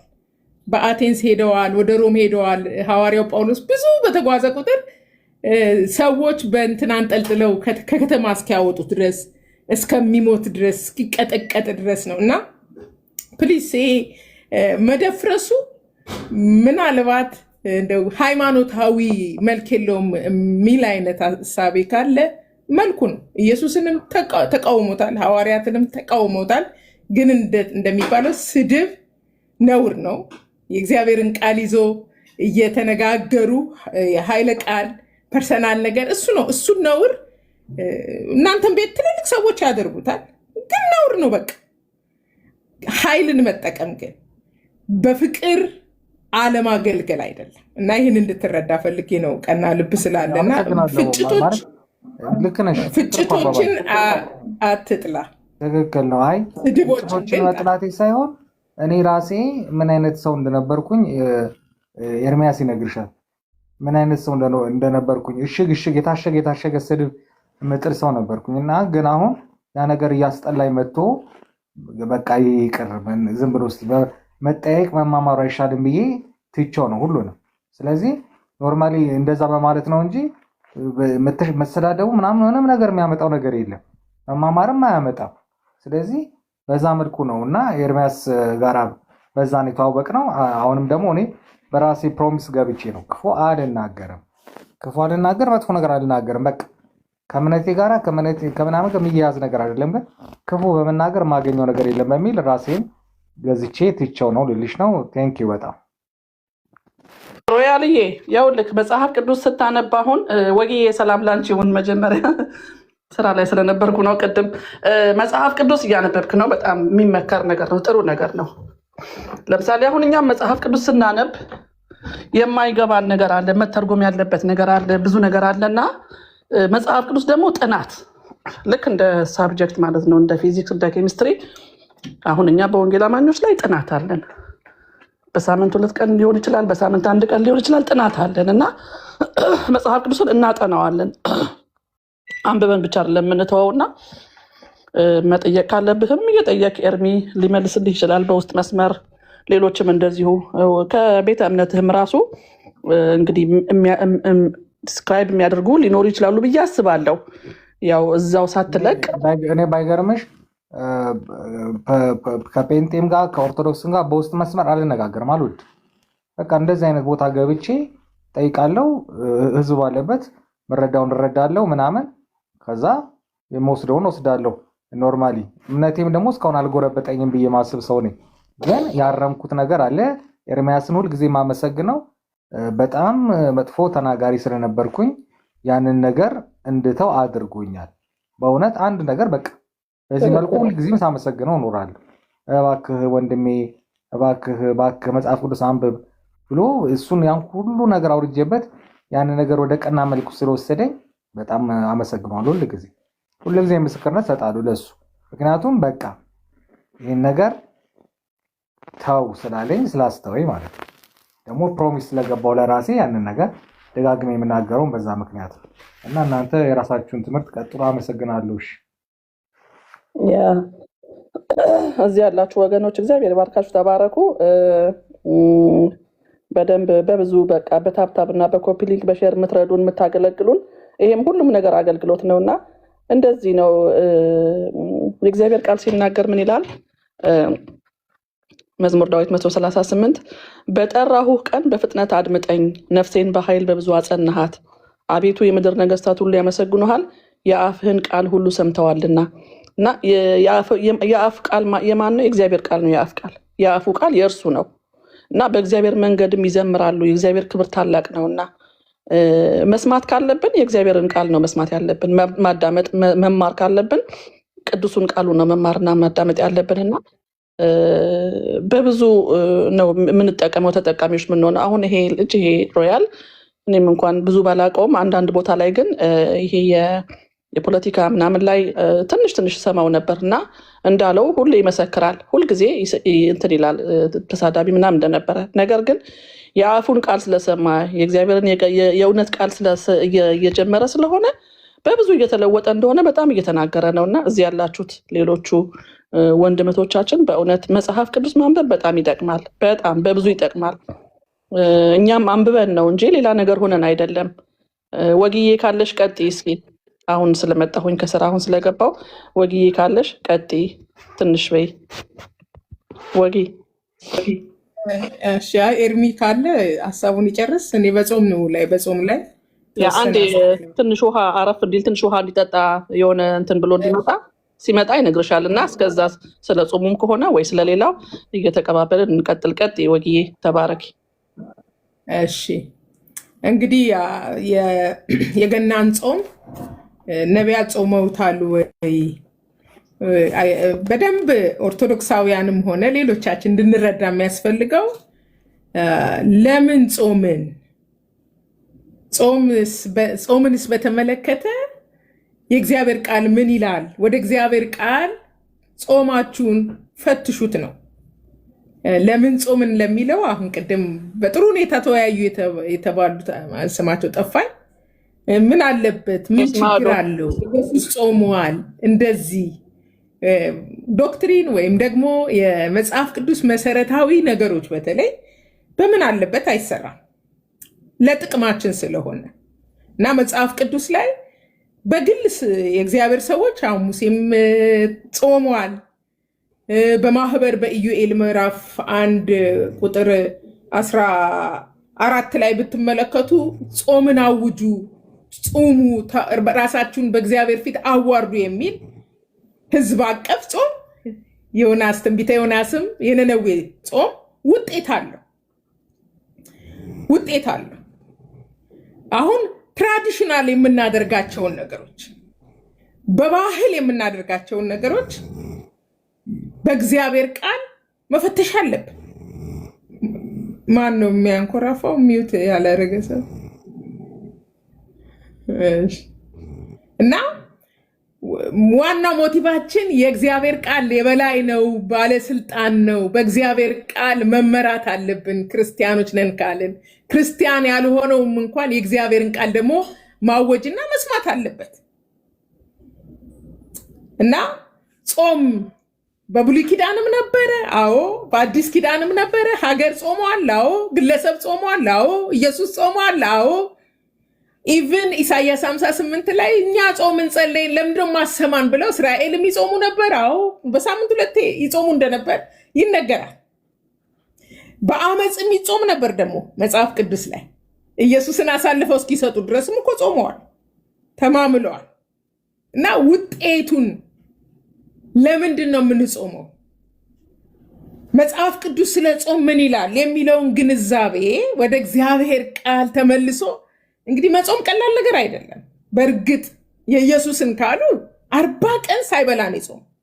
40 ቀን እንዲሁም ደግሞ መጽሐፉ እንደሚል 40 ሌሊት የኢየሱስን ለማለት ከባድ ነው። ይሄ 40 ቀን ከጾመና ከጸለየ በኋላ ነው የተራበው።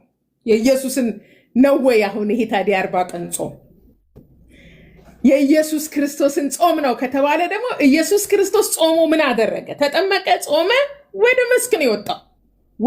ወደ ገሊላ ነው የሄደው። ወንጌልን በመስበክ ነው 3 ዓመት ያሳለፈው። 40 ቀን ያን ወሳኝ ጾም ከጾመ በኋላ በዲያብሎስ ከተፈተነ በኋላ ቀጥታ ወደ አገልግሎት ወደ ተጠራበት ዓላማ ነው። መጽሐፍ ቅዱስ ላይ ስለ ጾም ያለውን ነገር እንኳን አትሊስት በክርክራችን ውስጥ መጽሐፍ ቅዱስን አንብቦ መጾም ጥሩ ነው። አንዳንዱ በጣም ጥያቄ የሚፈጥር ነው። ለምሳሌ በጾም ጊዜ ዶሮ ወጥን ታስቦ አሳ ሽምብራ አሳ ወጥ መስራት፣ ልክ ዶሮ የሚመስል ልክ ወተት የሚመስል የሱፍ ነገር ማዘጋጀት አለ ወይ መጽሐፍ ቅዱስ ላይ? አዎ ዳዊት ከስብና ከእንደዚህ ራሴን ቆጠብኩ ጾምኩኝ ካለ እሱ ምቾት ላይ የነበረውን ሰውዬ ከምግብ እንደራቀ እየተናገረ ነው ያለው። የምግብ አይነት ትቶ ጾም ነው ወይ? ጾም በራሱ እኮ ጾም ማለት በቃ ያለ እህል ማለት ነው። እንፈትሽ ወገኖቼ፣ ውደዱን። ይሄን እውነት ስለምንነግራችሁ ይሄ አሁን የገና ጾም እሺ ጾሙ መጾም ኃጢአት የለውም፣ ግን ውጤቱ በጾማችሁ ቀን ምንድነው የምታደርጉት ይላል ኢሳይያስ 53ን እንጋብዛቸዋል። በጾማችሁ ቀን ሰራተኛ እያሰቀቁ በተለያየ ችግር ውስጥ በቃ እግዚአብሔር ደስ የማያሰኘውን ነገር እያደረጉ ለምንድነው ማትሰማን ሲሉ ማልሰማችሁ ስለ ጾማችሁ አይደለም፣ በጾማችሁ ቀን ይህን ታደርጋላችሁ። ወደዚህ ቁም ነገር እንድንመጣ ነው። አዎ ፕሮቴስታንቶች እንጾማለን። ለምን? ኢየሱስ ክርስቶስ ስለ ጾም ሁሉ አስተምሯል። ጾሞ ብቻ አይደለም፣ ስትጾሙ በስውር ላለው አባታችሁ ታጠቡ፣ ጾመኛ አትምሰሉ የሚል ትምህርት አለው እና የአደባባይ የአገር አቀፍ የንስሐ ጥሪት ሲያቀርቡ ነቢያት ጾመዋል፣ ህዝብን አጾመዋል። በተለይ በእስራኤል መካከል ያልተገኘ የአሕዛብ ንጉሥ በነነዌ ላይ 3 ቀን ሙሉ ሕፃናትን ከብቶችን ሁሉ አጽሞ በጣም በእግዚአብሔር ፊት የኃጢአቷ ጽዋ ሞልቶ ሊያጠፋት ነቢዩ ዮናስን ሲልክ በቃ ማቅ ለበሱ። በዘዌ ጾም ያለ ጸሎት የረሃብ አድማ ነው እና እንደ ሃይማኖተኛ መሆን በራሱ ከባድ ነው፣ እስራት ነው።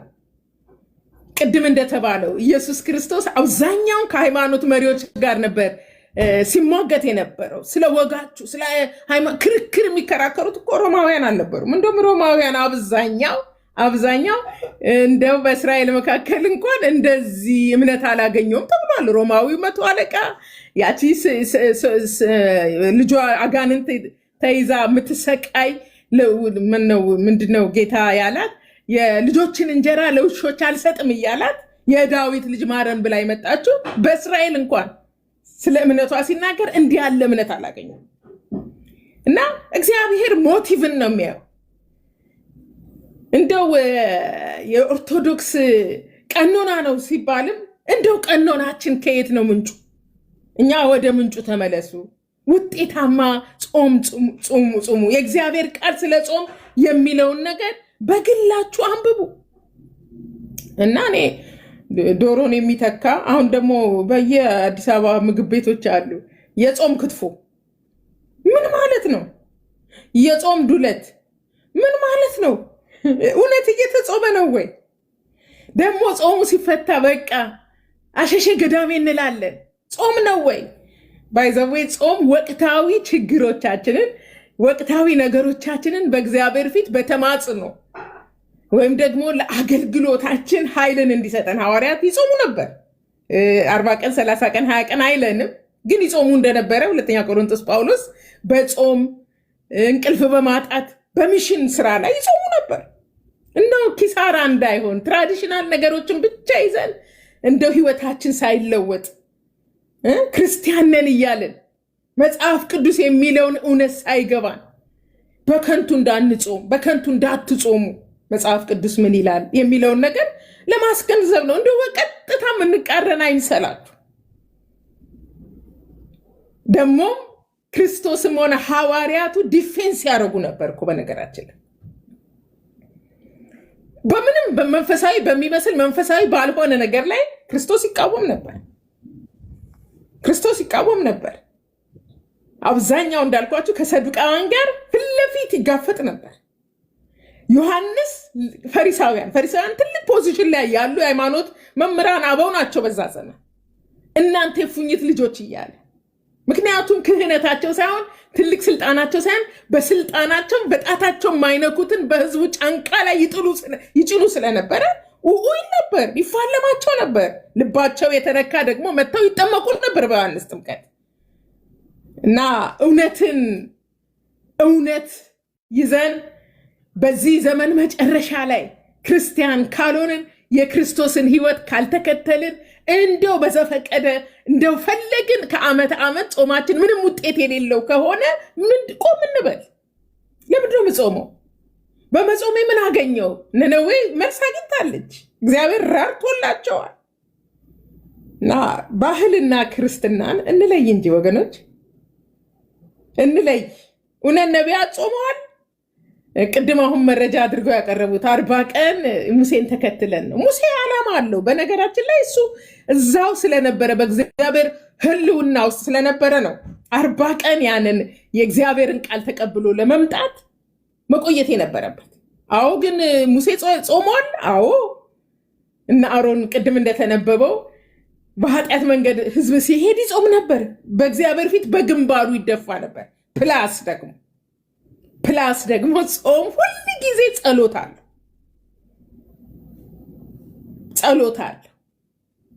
መመለስ አለው፣ በፍርሃትና በመንቀጥቀጥ ጥሪያቸው እና ኢዮኤል እንደዛ ነው።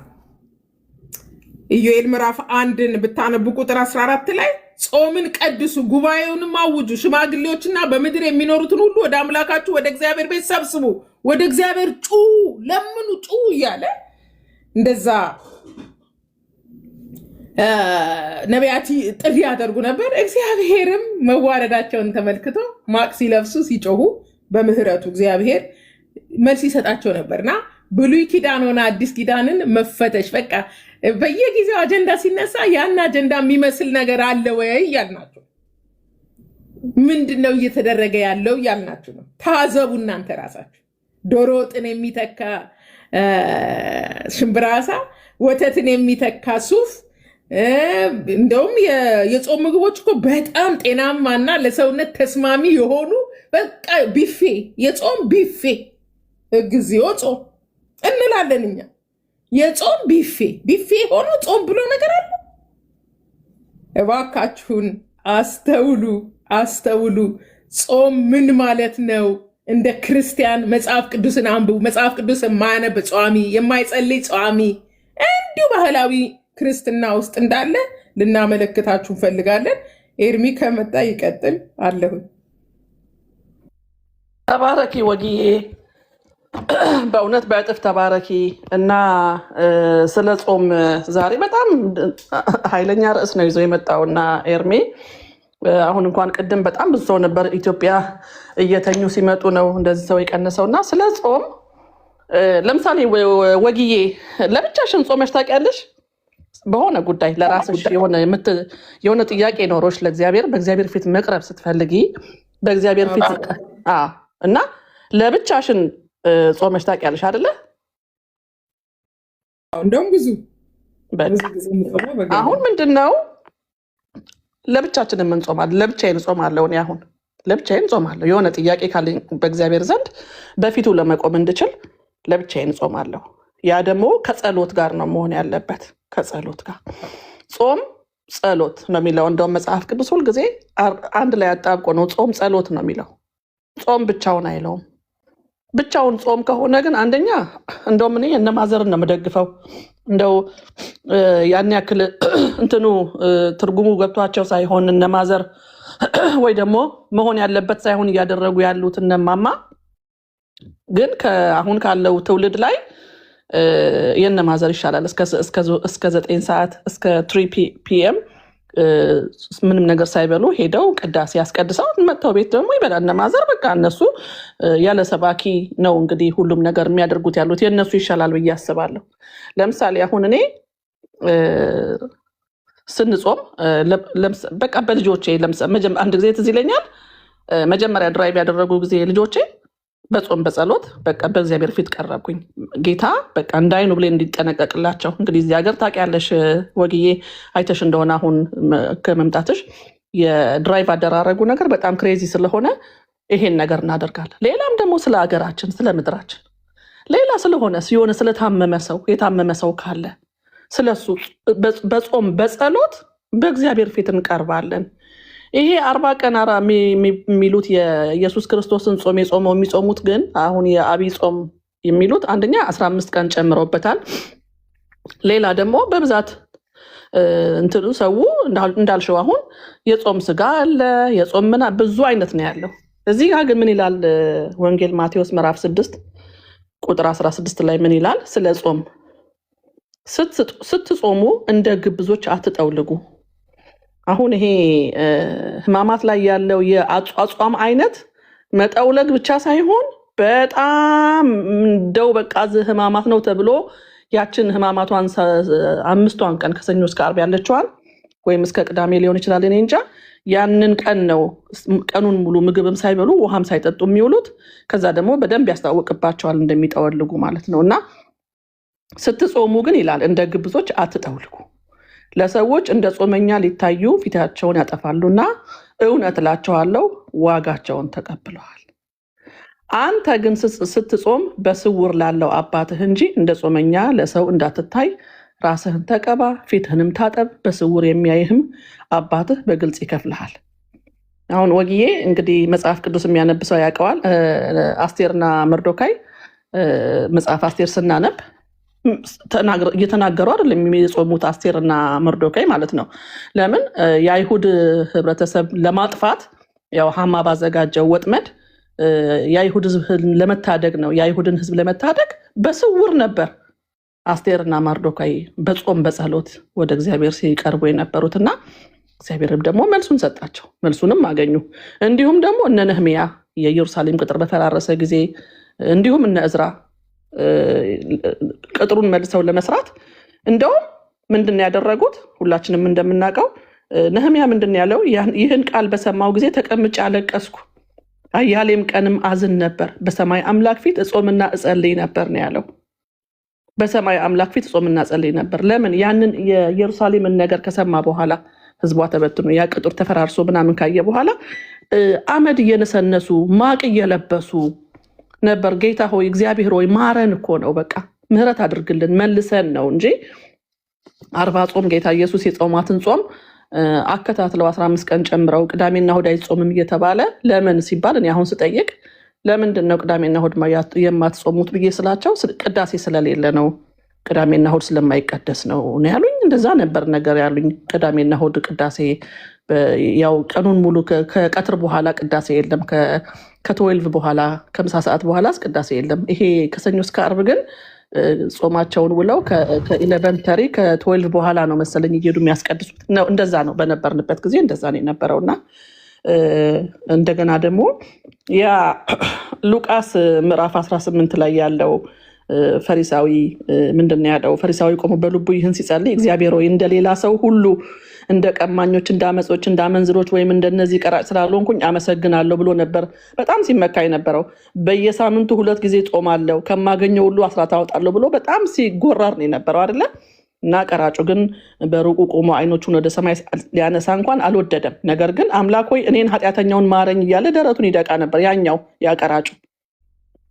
ግን በኋላ ግን ሲጠይቀው ይሄን ሁሉ አደርጋለሁ፣ ይሄን ሮብና ዓርብ በሳምንት 2 ቀን ጾማለሁ፣ ምን ላድርግ ምናምን ሲለው ያለህን ሁሉ ሽጠህ ለድሆች ስጥ ነው ያለው። ከዛም እያዘነን የተመለሰው እና እንደዛ ታደርጋላችሁ ወይ እናንተስ ነው ጥያቄውና በጣም ብዙ ነገር አለ። ስለ ጾም ከተነሳ በጣም ብዙ ነገር ነው ያለው፣ በጣም ብዙ ነገር እና በስውር ነው እኛ በስውር ነው የምንጾመው፣ በስውር ነው የምንጸልየው። እንደዚህ በግልጽ አይደለም፣ እንትን እያልን አይደለም። አንተ ግን ስትጸልይ ወደ እልፍኝህ ግባ ነው የሚለው ማቴዎስ ምዕራፍ 6 ቁጥር 6። መዝጊያህንም ዘግተህ በስውር ላለው አባትህ ጸልይ፣ በስውርም የሚያይህ አባትህ በግልጽ ይከፍልሃል ነው የሚለው። በግልጽ ይከፍልሃል። እና ብዙ ነገር አለ። ስለ ጾም መነጋገር ካለብን ብዙ ነገር አለ። መመካት ይሄ ትምክህት ነው በእውነት ባይዘዌ ሳስበው ይሄ የዛኛው ቤት ጾም ትምክህት ነው። በቃ ለመመካት አለ አይደለ? አሁን ላይ በተለይ እዚህ ውጭ ሀገር በተለይ እዚህ ወግዬ ቆይታ ያቸዋለሽ። እዚህ በተለይ በቃ በጣም ውድድርና የሆነ ትምክህት ነው። በቃ እንደ ትምክህት አድርገውም ያስቡታል። አለ አይደለ? የሆነ ስለ ጾሙ ብቻ በጣም ጥሩ ስራ የሚሰሩ ነገር አድርገው ነው የሚመስላቸው። ጥሩ ለእግዚአብሔር ብለው የሚጾሙ ነው የሚመስላቸው። ለጌታ ለኢየሱስ ብለው የሚጾሙ ነው የሚመስላቸው። ግን እንደዛ አይደለም። ስንጾም ጥያቄ ነው። እኛ አሁን ስንጾምና ስንጸልይ በጌታ ፊት ጥያቄ ነው እየጠየቅ ነው ያለ ነው። ራሳችንን አዋርደን በእግዚአብሔር ፊት ራሳችንን አዋርደን ነው ጥያቄ ነው እያቀረብንለት ያለ ነው። እየጠየቅ ነው ያለ ነው እና ለመጠየቅ ነው፣ ለራሳችን ለመጠየቅ ነው። ኢሳይያስ ቅድም ያነሳሽው ወግዬ ስለምን ጾምን ብሎ ነው የጠየቀው እኮ። አንተም አልተመለከትከንም፣ ሰውነታችንን ስለምን አዋረድን አንተም አላወቅከንም ይላሉ። እነሆ በጾማቸው ቀን ፈቃዳቸውን ታደርጋላችሁ፣ ሰራተኞቻችሁንም ሁሉ ታስጨንቃላችሁ። እነሆ ለጥልና ለክርክር ትጾማላችሁ። በጣም እኮ ነው ቁጭ ነው የሚያደርገው እኮ። እና በግፍም በጡጫም ትማታላችሁ። ድምፃችሁን ወደ ላይ ታሰሙ ዘንድ ዛሬ እንደምትጾሙት አትጾሙም ነው የሚለውና በጾም ጊዜ ምንድነው ጾም መግቢያ ላይ ቅበላ የሚሉት ነገር አለ። ታይኝ በቃ ወግዬ አንቺም ታውቂዋለሽ። ጾም መግቢያ ላይ በቃ ከዚህ በኋላ ስጋ የለም የተባለ ነገር ነበር የሚመስለው። ካሁን በኋላ ስጋ የለም የሚመጣ የሚገርም ነው። አሁን እኔ ልናገር የነበረው ኤደንዬ በተለይ ኢሳይያስ 58ን ዛሬ በፍቅር ነው እንድታነቡ ስለ ጾም መጽሐፍ ቅዱስ ላይ ያው መቼም እስራኤል መጾም ያውቃል እና ለምን በኃይል ጩህ አትቆጥብ ማቅ ልበስ እንደዚህ ብለው ነቢያት በሚያጠፉ ጊዜ እስራኤል በጠላት ስትወረር መንፈሳዊ ውድቀት ድቀት ሲመጣ ጾምን ያውጃሉ እና ጾም ለእስራኤል በብሉይ ኪዳን በጣም ኮመን ነገር ነው እና ምንድን ነው የሚለው በኃይል ጩህ ምንም አታስቀር ብሎ እግዚአብሔር ለኢሳይያስ ሲነግረው ምን እንዳላቸው ታውቃላችሁ? ዕለት በዕለት ይፈልጉኛል። አስቡ፣ መንገዴን ለማወቅ የሚጓጉ ይመስላሉ። ትክክለኛውን ነገር እንደሚያደርግ የአምላኩን ትእዛዝ እንዳልተወ ህዝብ ሁሉ ተገቢ የሆነ ፍትህ ይለምኑኛል። የሚገርም ነው። እግዚአብሔር ወደ እነርሱ እንዲቀርብ የሚወዱ ይመስላሉ። ጾም ይፈተሽ ወገኔ። እኛም እንኳን የወንጌል አማኞች ተገቢ የሆነ ፍትህ ይለምኑኛል። እግዚአብሔር ወደ እነርሱ እንዲቀርብ የሚወዱ ይመስላሉ። ደግሞ እኮ በጣም የሚገርመው እግዚአብሔርን አንተ ካልተቀበልከው ስለምን ጾምን ይላሉ። ኦልሬዲ መልስ ጠብቀዋል። ይሄ ነው ትልቁ ነገር። ውጤት ጠብቀዋል። ምህረት ፈልገዋል። እግዚአብሔር ከጠላቶቻቸው እጅ እንዲያድናቸው ፈልገዋል። ግን አልሆነም እና አንተ ካልተቀበልከው ስለምን ብለን ጾምን? እንግዲህ ኢሳይያስ 58:3 በደንብ አንብቡ፣ ቆም በሉ። ለምን ጾምን? አይ ጾም ጥሩ አይደለ? ኖ ሲጀመር ትክክለኛው ጾም ከእህል ከውሃ መራቅ መጾም የሚለው ፍቺ ሊያገኝ የሚችለው እሱ ነው። የጾም ቢፌ ብሎ ነገር ጾም የለም። የጾም ምግብ ብሎ ጾም የለም። ምግብ ከጾም ጋር አይገናኝም። መራብ ነው ጾም። እንደ ኢየሱስ ካላችሁ ተራበ ነው የሚለው እና ተገቢ የሆነ ፍትህ ፈልገዋል። እግዚአብሔር እንዲጎበኛቸው ፈልገዋል። አልጎበኛቸውም። የሚገርመው ጾመው ተዋርደው ጸልየው አላያቸውም እግዚአብሔር። እና ለምንድን ነው አንተ ያልተቀበልከው ብለው ጠየቁት። እንደውም አንተ ከጉዳይ አልቆጠርከውም አይነት። ለምን ራሳችንን አዋረድን? አያችሁ፣ ጾም ራስ ማዋረድ ነው፣ ንስሐ ነው፣ መመለስ ነው። የእግዚአብሔርን ቃል ነው እግዚአብሔርን አሳዝነናል ማለት ነው። ባህል አይደለም። ወርና ዓመት እየጠበቅን ጾም መስጋ እንትን ቅበላ፣ ከዛ ደግሞ መጾም፣ ከዛ ደግሞ ፌሽታ አይደለም። ጾም ይፈታ ብቻ አይደለም እንዴ። እንደዛ ከሆነ አንተ ካልተቀበልከው ስለምን ጾምን ብለው ምን አላቸው? እግዚአብሔር እናንተ እኮ በጾማችሁ ቀን የልባችሁን ታደርጋላችሁ። ቅድም ማርቆስ 7 ላይ ኤርሚ ከልብ ከውስጥ የሚፈልቅ ከባድ ችግሮች እንዳሉ የሰው ልብ የሚያፈልቀው ክፉ እንደሆነ ምንዝርነት እንደሆነ ምናምን ተናግሯል፣ አንብቧል። ወደ ሰው ከሚገባው ይልቅ ከውስጥ የሚወጣው ነው የሚያረክሰው። ያንን የሚያረክሰንን ሐሳብ በፍርሃ እግዚአብሔር ጸጋን እንዲሰጠን ካልጾምን በጾማችሁ ቀን የልባችሁን ታደርጋላችሁ፣ ሰራተኞቻችሁንም ትበዘብዛላችሁ። ሰራተኛ የቤት ሊሆን ይችላል፣ በመስሪያ ቤት ሊሆን ይችላል። ሰራተኞቻችሁን እንግዲህ ጾም ላይ ነኝ ተብሎ እስራኤልን ነው የተናገራቸው እግዚአብሔር። ይሄ እግዚአብሔር ዛሬም ይናገረናል። ጾማችሁ በጥልና በክርክር በግፍ ጡጫና በመደባደብ ይፈጸማል። እነሱ ግን ጾምን ነው ለምን አልሰማነው ሲሉ ያልሰማሁትማ ባልተለወጠ ህይወት፣ ፍርሃ እግዚአብሔር በሌለው ህይወት፣ ኢቭን ሰራተኛን በመበደል ህይወት አይሰማም እግዚአብሔር። አልሰማም አለ። ያልሰማሁት ለዚህ ነው ብሎ ከእንግዲህ ዛሬ እንደምትጾሙት ጾማችሁ ድምፃችሁን ወደ ላይ እንደሚሰማም ተስፋ አታድርጉ። እኔ የመረጥኩት ጾም እንዲህ አይነቱን ነውን እያለ ምን ማድረግ እንዳለባቸው አያችሁ። ጾም ተግባር አለ። ጿሚ ነኝ፣ ጿሚ ናት። ሙስሊሙም ላይ አመድ መልበስ ጿሚ ነው። እሱ ለታይታ አይደለም፣ በእግዚአብሔር ፊት ራስን ለማዋረድ ነው። ነቢያት ሲያደርጉ የነበሩት፣ እስራኤል ሲያደርጉ የነበሩት፣ ኢቭን የአዲስ ኪዳን ሐዋርያት እንኳን ለሚሽናቸው እነ ጳውሎስ እግዚአብሔር ጸጋን እንዲሰጣቸው ኃይልን እንዲሰጣቸው በጾም በጸሎት ሚሽናቸው ላይ ትኩረት ያደረገ ጸሎት ሲያደርጉ እናያለን። ሚሽን ይኑረው፣ ውጤት ጠበቅ፣ በቃ ውጤት የምንጠብቅበት ይሁን፣ የምንለወጥበት ይሁን፣ የምናምጽበት አይሁን። አንድ ጊዜ ሰምቻለሁኝ። አንድ ሌባ ፖሊስ ያዘውና ምርመራ ሲያደርግለት፣ ማለት ሌባ አይደለም ሰው ገሎ ነው፣ እና ምርመራ ገብቶ ሲያደርግ ወደ ጣቢያ ገብቶ ሲያደርጋሉ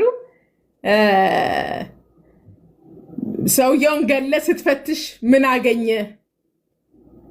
በኪሱ ይሄን ያህል ብር አገኘው፣ በአንድ ኪሱ በኩል ደግሞ ሳንዱች ነው እንደዚህ ያገኘው። ያው ፖሊስ ይጠይቃል፣ ሳንዱቹን ምን አደረግከው? በላኸው አለው። እንዴ ምን ነው በጾሙ አለ አሉ። ምን ነው በጾሙ? ያስቡት፣ የሚጾም ገዳይ። ይሄ አሁን ኢሳያስ 58 ላይ የሚናገር ገዳይ ሆኖ ባይዘዌ በጩቤ መውጋት ብቻ አይደለም ገዳይ። ያው ክርስቶስ ኢየሱስ ብሩህ አድርጎታል ህይወታችን ምን አይነት ጨለማ ውስጥ እንደሆነ ሰው ልጆችን ሲናገር በልቡ የሚያስብ ወንድሙን የሚጠላ ነፍሰ ገዳይ ነው ይላል። ለምን? ቀን ጠብቆ ስለሚገድል ማለት ነው። ናግባ እስኪ ዲያቆን ዘላለም እንዴት እንደሚጾም ኦርቶዶክስን ጠይቁ፣ በነቢያትና በሐዋርያት መሰረት የጸናች እያለን አለ ሰው። እሺ ኤርሚም እስኪመጣ እውነተኛውን ጾም ከኛ አይደለም ከእግዚአብሔር ቃል ከኢሳያስ 58 ተግባር አለው። ለቅድስናና እግዚአብሔርን በመፍራት በመንቀጥቀጥ ነው ጾም። ጸሎት አለው ጾም። ጾም መጣ እንጾማለን፣ ጾም ይሄዳል እንበላለን፣ ጾም ይመጣል። እንደዚህ አይነት ትምህርት መጽሐፍ ቅዱስ ውስጥ የለው። ድግግሞሽ ምንም ዓላማና ግብ የሌለው ማለት ነው። እና እንግዲህ እኔ የመረጥኩት ጾም እንዲህ አይደለም ይልና የጭቆናን ሰንሰለት እንድትበጥሱ ድርጊት ነው። የቀንበርን ገመድ እንድትፈቱ፣ የተጨቆኑትን ነፃ እንድታወጡ፣ ሃሌሉያ፣ ቀንበርን ሁሉ እንድትሰብሩ አይደለምን? ሌላውስ ለምን ትጾማለህ አለ ቁጥር 7 ላይ ኢሳያስ 58 ምግብህን ለተራበ እንድታካፍል፣ ተንከራታችሁን ድሃ ወደ ቤትህ አስገብተህ እንድትቆርስለት፣ ስደተኛውን ከእስራኤል ውጭ የሆነውን ማለት ነው። የተራቆተውን ስታይ እንድታለብሰው። ዋው! ጾም ነው፣ ጾም የነካው ነው እያልክ እንደ ጿሚ መሆንን ለማውራት አይደለም።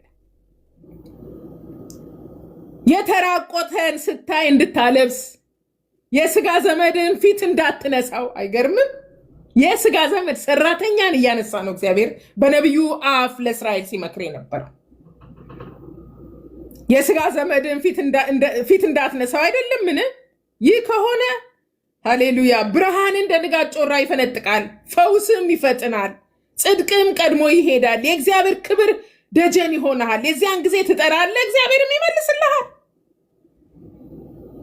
ሁሌም እንደምለው ሃይማኖት ለመጫወት አይደለም ምንጾመው። እሺ እናንተ ጾሙ ትበላላችሁ አጋሰሶች ምናምን ይባላል። እንደዚህ እንድንሰዳደብ አይደለም፣ ልካችንን ለመነጋገር አይደለም፣ ራሳችንን በአምላካችን ፊት ለማዋረድ ከማዋረድ ጋር ተያይዞ ደግሞ ተግባር ያለው ህይወት፣ ፍርሃ እግዚአብሔር ያለው ህይወት ይጠይቃል ጾም። ከባህል ጾም ወጥታችሁ ወደ እውነተኛው ጾም ስትመጡ እንዴት አይነት ግሩም ድንቅ የሆነ መልስ እንዳለው እግዚአብሔር ይናገራል። የእግዚአብሔር ክብር ደጀን ሆኖ የዚያን ጊዜ ትጠራኛለህ፣ እግዚአብሔር ይመልስልሃል፣ ለእርዳታ ትጮኻለህ፣ እርሱንም አለውልህ ይላል። ሃሌሉያ፣ አለሁልህ ይላል።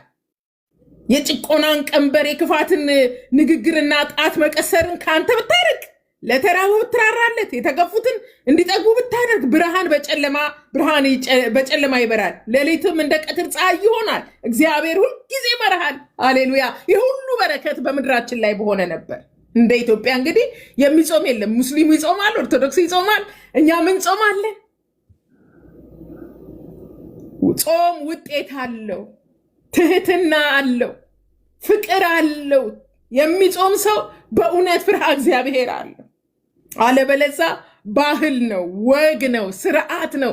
ኢሳያስ ላይ እንደሚናገር ይህ ህዝብ አለ እስራኤልን ሲናገር በቃ ህጌ ስርዓት በስርዓት ሆነባቸው፣ ጥቂት በዚህ ጥቂት በዚያ። በቃ እውነትም ኢየሱስ ሲመጣ ፈሪሳውያን በቃ ስርዓት በስርዓት ገንብተው በጣታቸው ማይነኩትን በህዝቡ ላይ ጩነው ህዝቡን አጉብጠው እነሱም አያደርጉትን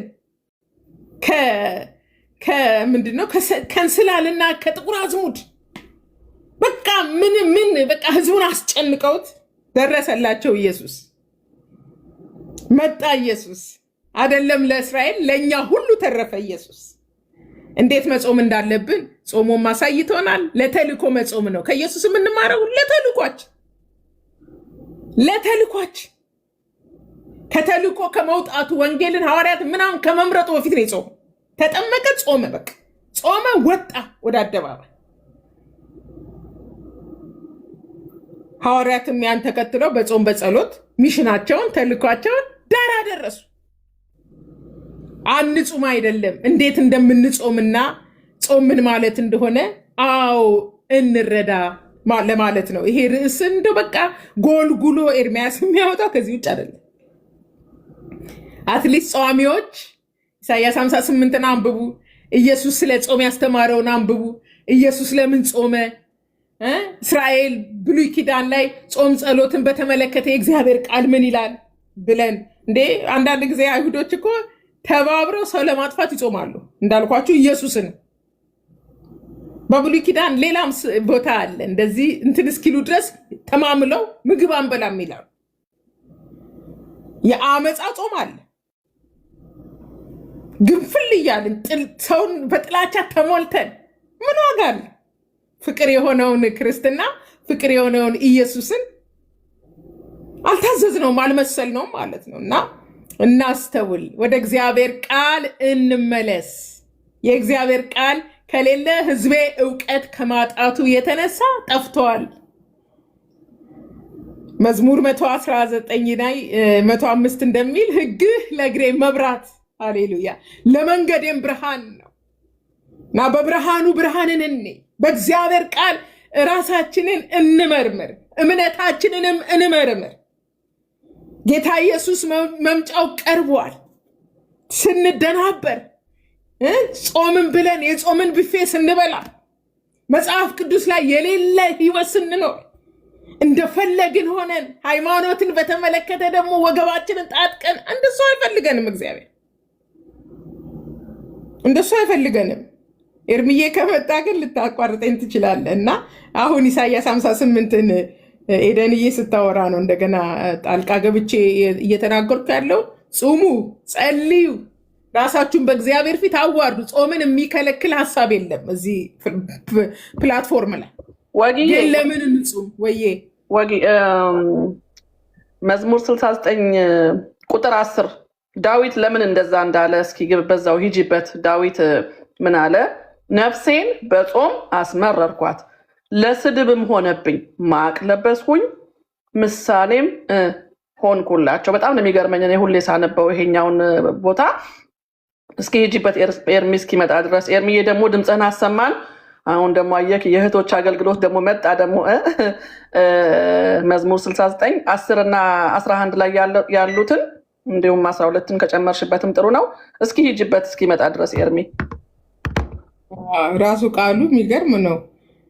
ነፍሴን በጾም ባስመረርኩ ጊዜ እነርሱ ሰደቡኝ፣ ማቅ በለበስኩ። ይኸውላችሁ በጾም ነፍስ ትማረራለች። ባይዘ ወይ ምቾት የላትም። ስጋ ምቾት የለውም። ጾም ሲባል ከስጋ ምቾት መውጣት ነው። ከዙፋኑ ነው እንግዲህ ወርዶም ሊሆን የሚችለው። ዳዊትን ፕራክቲካሊ ያደረገውን ነገር ነው እያወራ ያለው። ዳዊት ነው ደግሞ ብዙ ጊዜ የሚጠቀሰው ይሄ ስጋና ቅቤን በተመለከተ ከምቾት ቀጠና ማለት ነው። ስጋና ቅቤ ለእሱ ኖርማል ዴይሊ ላይፍ ውስጥ የሚመገብ ሰው ነው እና ነፍሴን በጾም ባስመረርኩ ጊዜ እንግዲህ ስጋን የሚተኩ ነገሮችን በልቶ ስጋ እንደውም ቀለል ነው የሚለው። ስጋ እንደውም ከባድ ምግብ ነው። ቅባቶች ከባዶች ናቸው። ሰውን እንቅልፍና ጭንቀት ነው። ይሄ አሁን ከጾም አይደለም በእኛ ባህል ማለት ነው። ጾም አይደሉም ተብሎ የሚበሉ ምግቦች በጣም አነቃቂ ናቸው። ጤናማ ሄልዚ ፉድ ናቸው። እሱን እያለ አይደለም። ጾም ነፍስ ማማረር ነው። ብላ ጠጣ የሚለውን የሚሞረምረውን ድምፅ ረግጦ አይ ጉዳይ አለኝ ከእግዚአብሔር ጋር ማለት ነው። መማረር ማለት ለስጋ አይመችም። ነፍሴን በጾም ባስመረርኩ ጊዜ እንግዲህ በጣም ጸዋሚ እንደነበር ነው አይደለም ያመለክተው። እነርሱ ሰደቡኝ።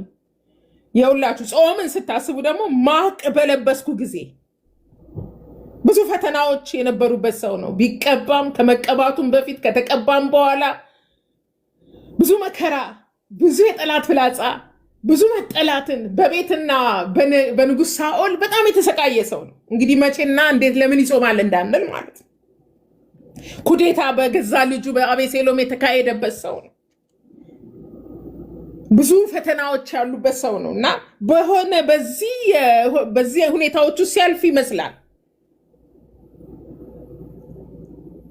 ማቅ በለበስኩ ጊዜ የንጉሥ ልብሰ መንግስቱን አውልቆ መተረቻ አደረጉኝ። ምናልባት አቤሴሎም ሲያሳድደው ይሆን አላውቅም። በእርግጥ ክፍሉ ላይ በደንብ መዘጋጀት አለ። ልብሰ መንግስቱን አውልቆ ነው፣ ነፍሱን አስመርሮ ነው። የንግስናው ዙፋን ለምን እንደተወሰደ እንደዛ ለምን እንደሆነ ወይም ደግሞ የሆነበትን ምክንያት ስለሚያውቅ ያው ወደ ቤርሳቤ ከገባ በኋላ ነገሮች ብልሽት ብለውበታል። ማቅ ግን ለብሷል። በቃ በኃጢአት በወደቀ ጊዜ የኃጢአት ውጤትና ነገር ወደ ቤቱ ሲገባ ይጮህ ነበር። ያን ጊዜ እና ምናልባት ንጉሥ ሆኖ ልብሰ መንግስት ለብሰው አውልቆ መጾም ያውቃል ማለት ነው። መሰለሽ ያ በጣም እኔ ከነ ንግስናው እያለ ነው እንደዛ ይመስለኛል። እንደገና መዝሙር 109 ላይ ደግሞ ምን ይላል መሰለሽ ዳዊት? ይገርማል እኮ ጉልበቶቼ በጾም ደከሙ፣ ስጋዬም ቅቤ በማጣት ከሳ። አሁን ይሄንን ቀጥታ ከምንድን ነው ጋር ነው የሚያመሳስሉት? መጣ ኤርሜ? አይ አልመጣም። ከምን ጋር ያመሳስሉታል? ስጋና ቅቤ ስላልበላ ነው እየጾመ ያለው ብለው ነው ካህናቶቹ።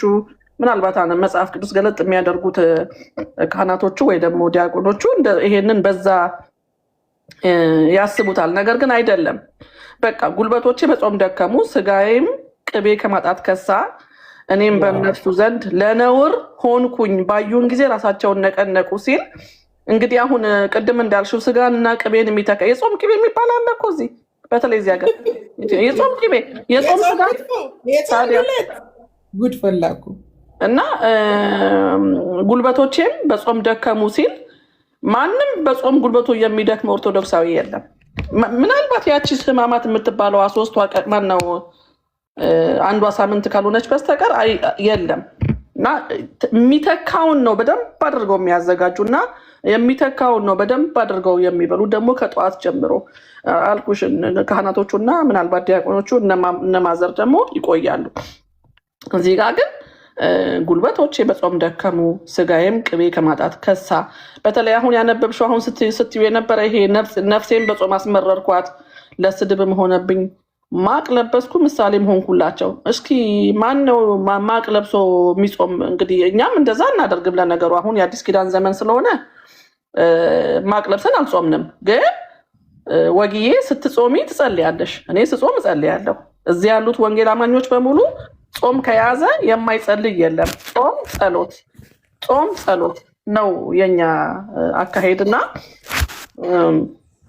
እሱንም ኤርሚ እስኪመጣ ኤርሚ ኧረ እንዳይዘጋብን ና እስኪ።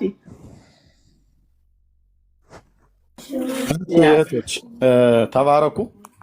እንድትናገሩ ብዬ ነው ረጅሙ ጊዜ ስለያዝኩኝ።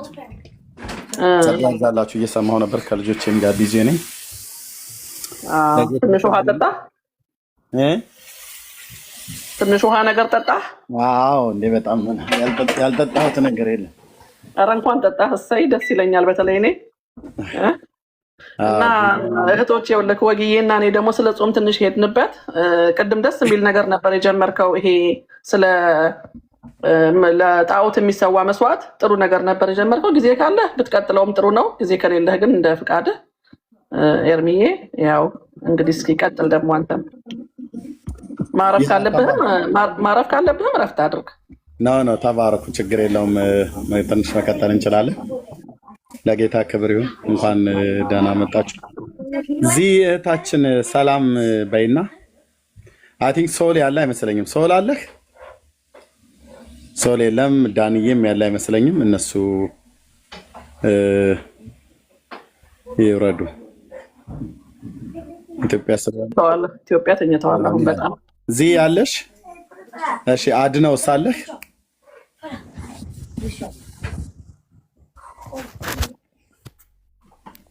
አድነውም የለም።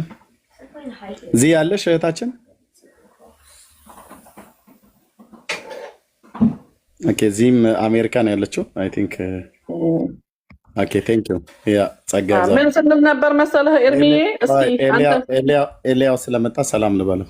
እሺ ያ እንዴት ነህ ወንድማችን ኤልያው? ሰላም እንዴት ነህ? ሰላም ብያለሁ። ደህና ነኝ። እንዴት ነህ? ፈጣሪ ይመስገን። ሰላም ናችሁ? ደህና ነን አለሁ። ፈጣሪ ይመስገን። አሜን። እሺ አንተ ልጠይቅ ነው የገባሁና አንድ ጥያቄ ልጠይቅ እስኪ ኤርሚያስ።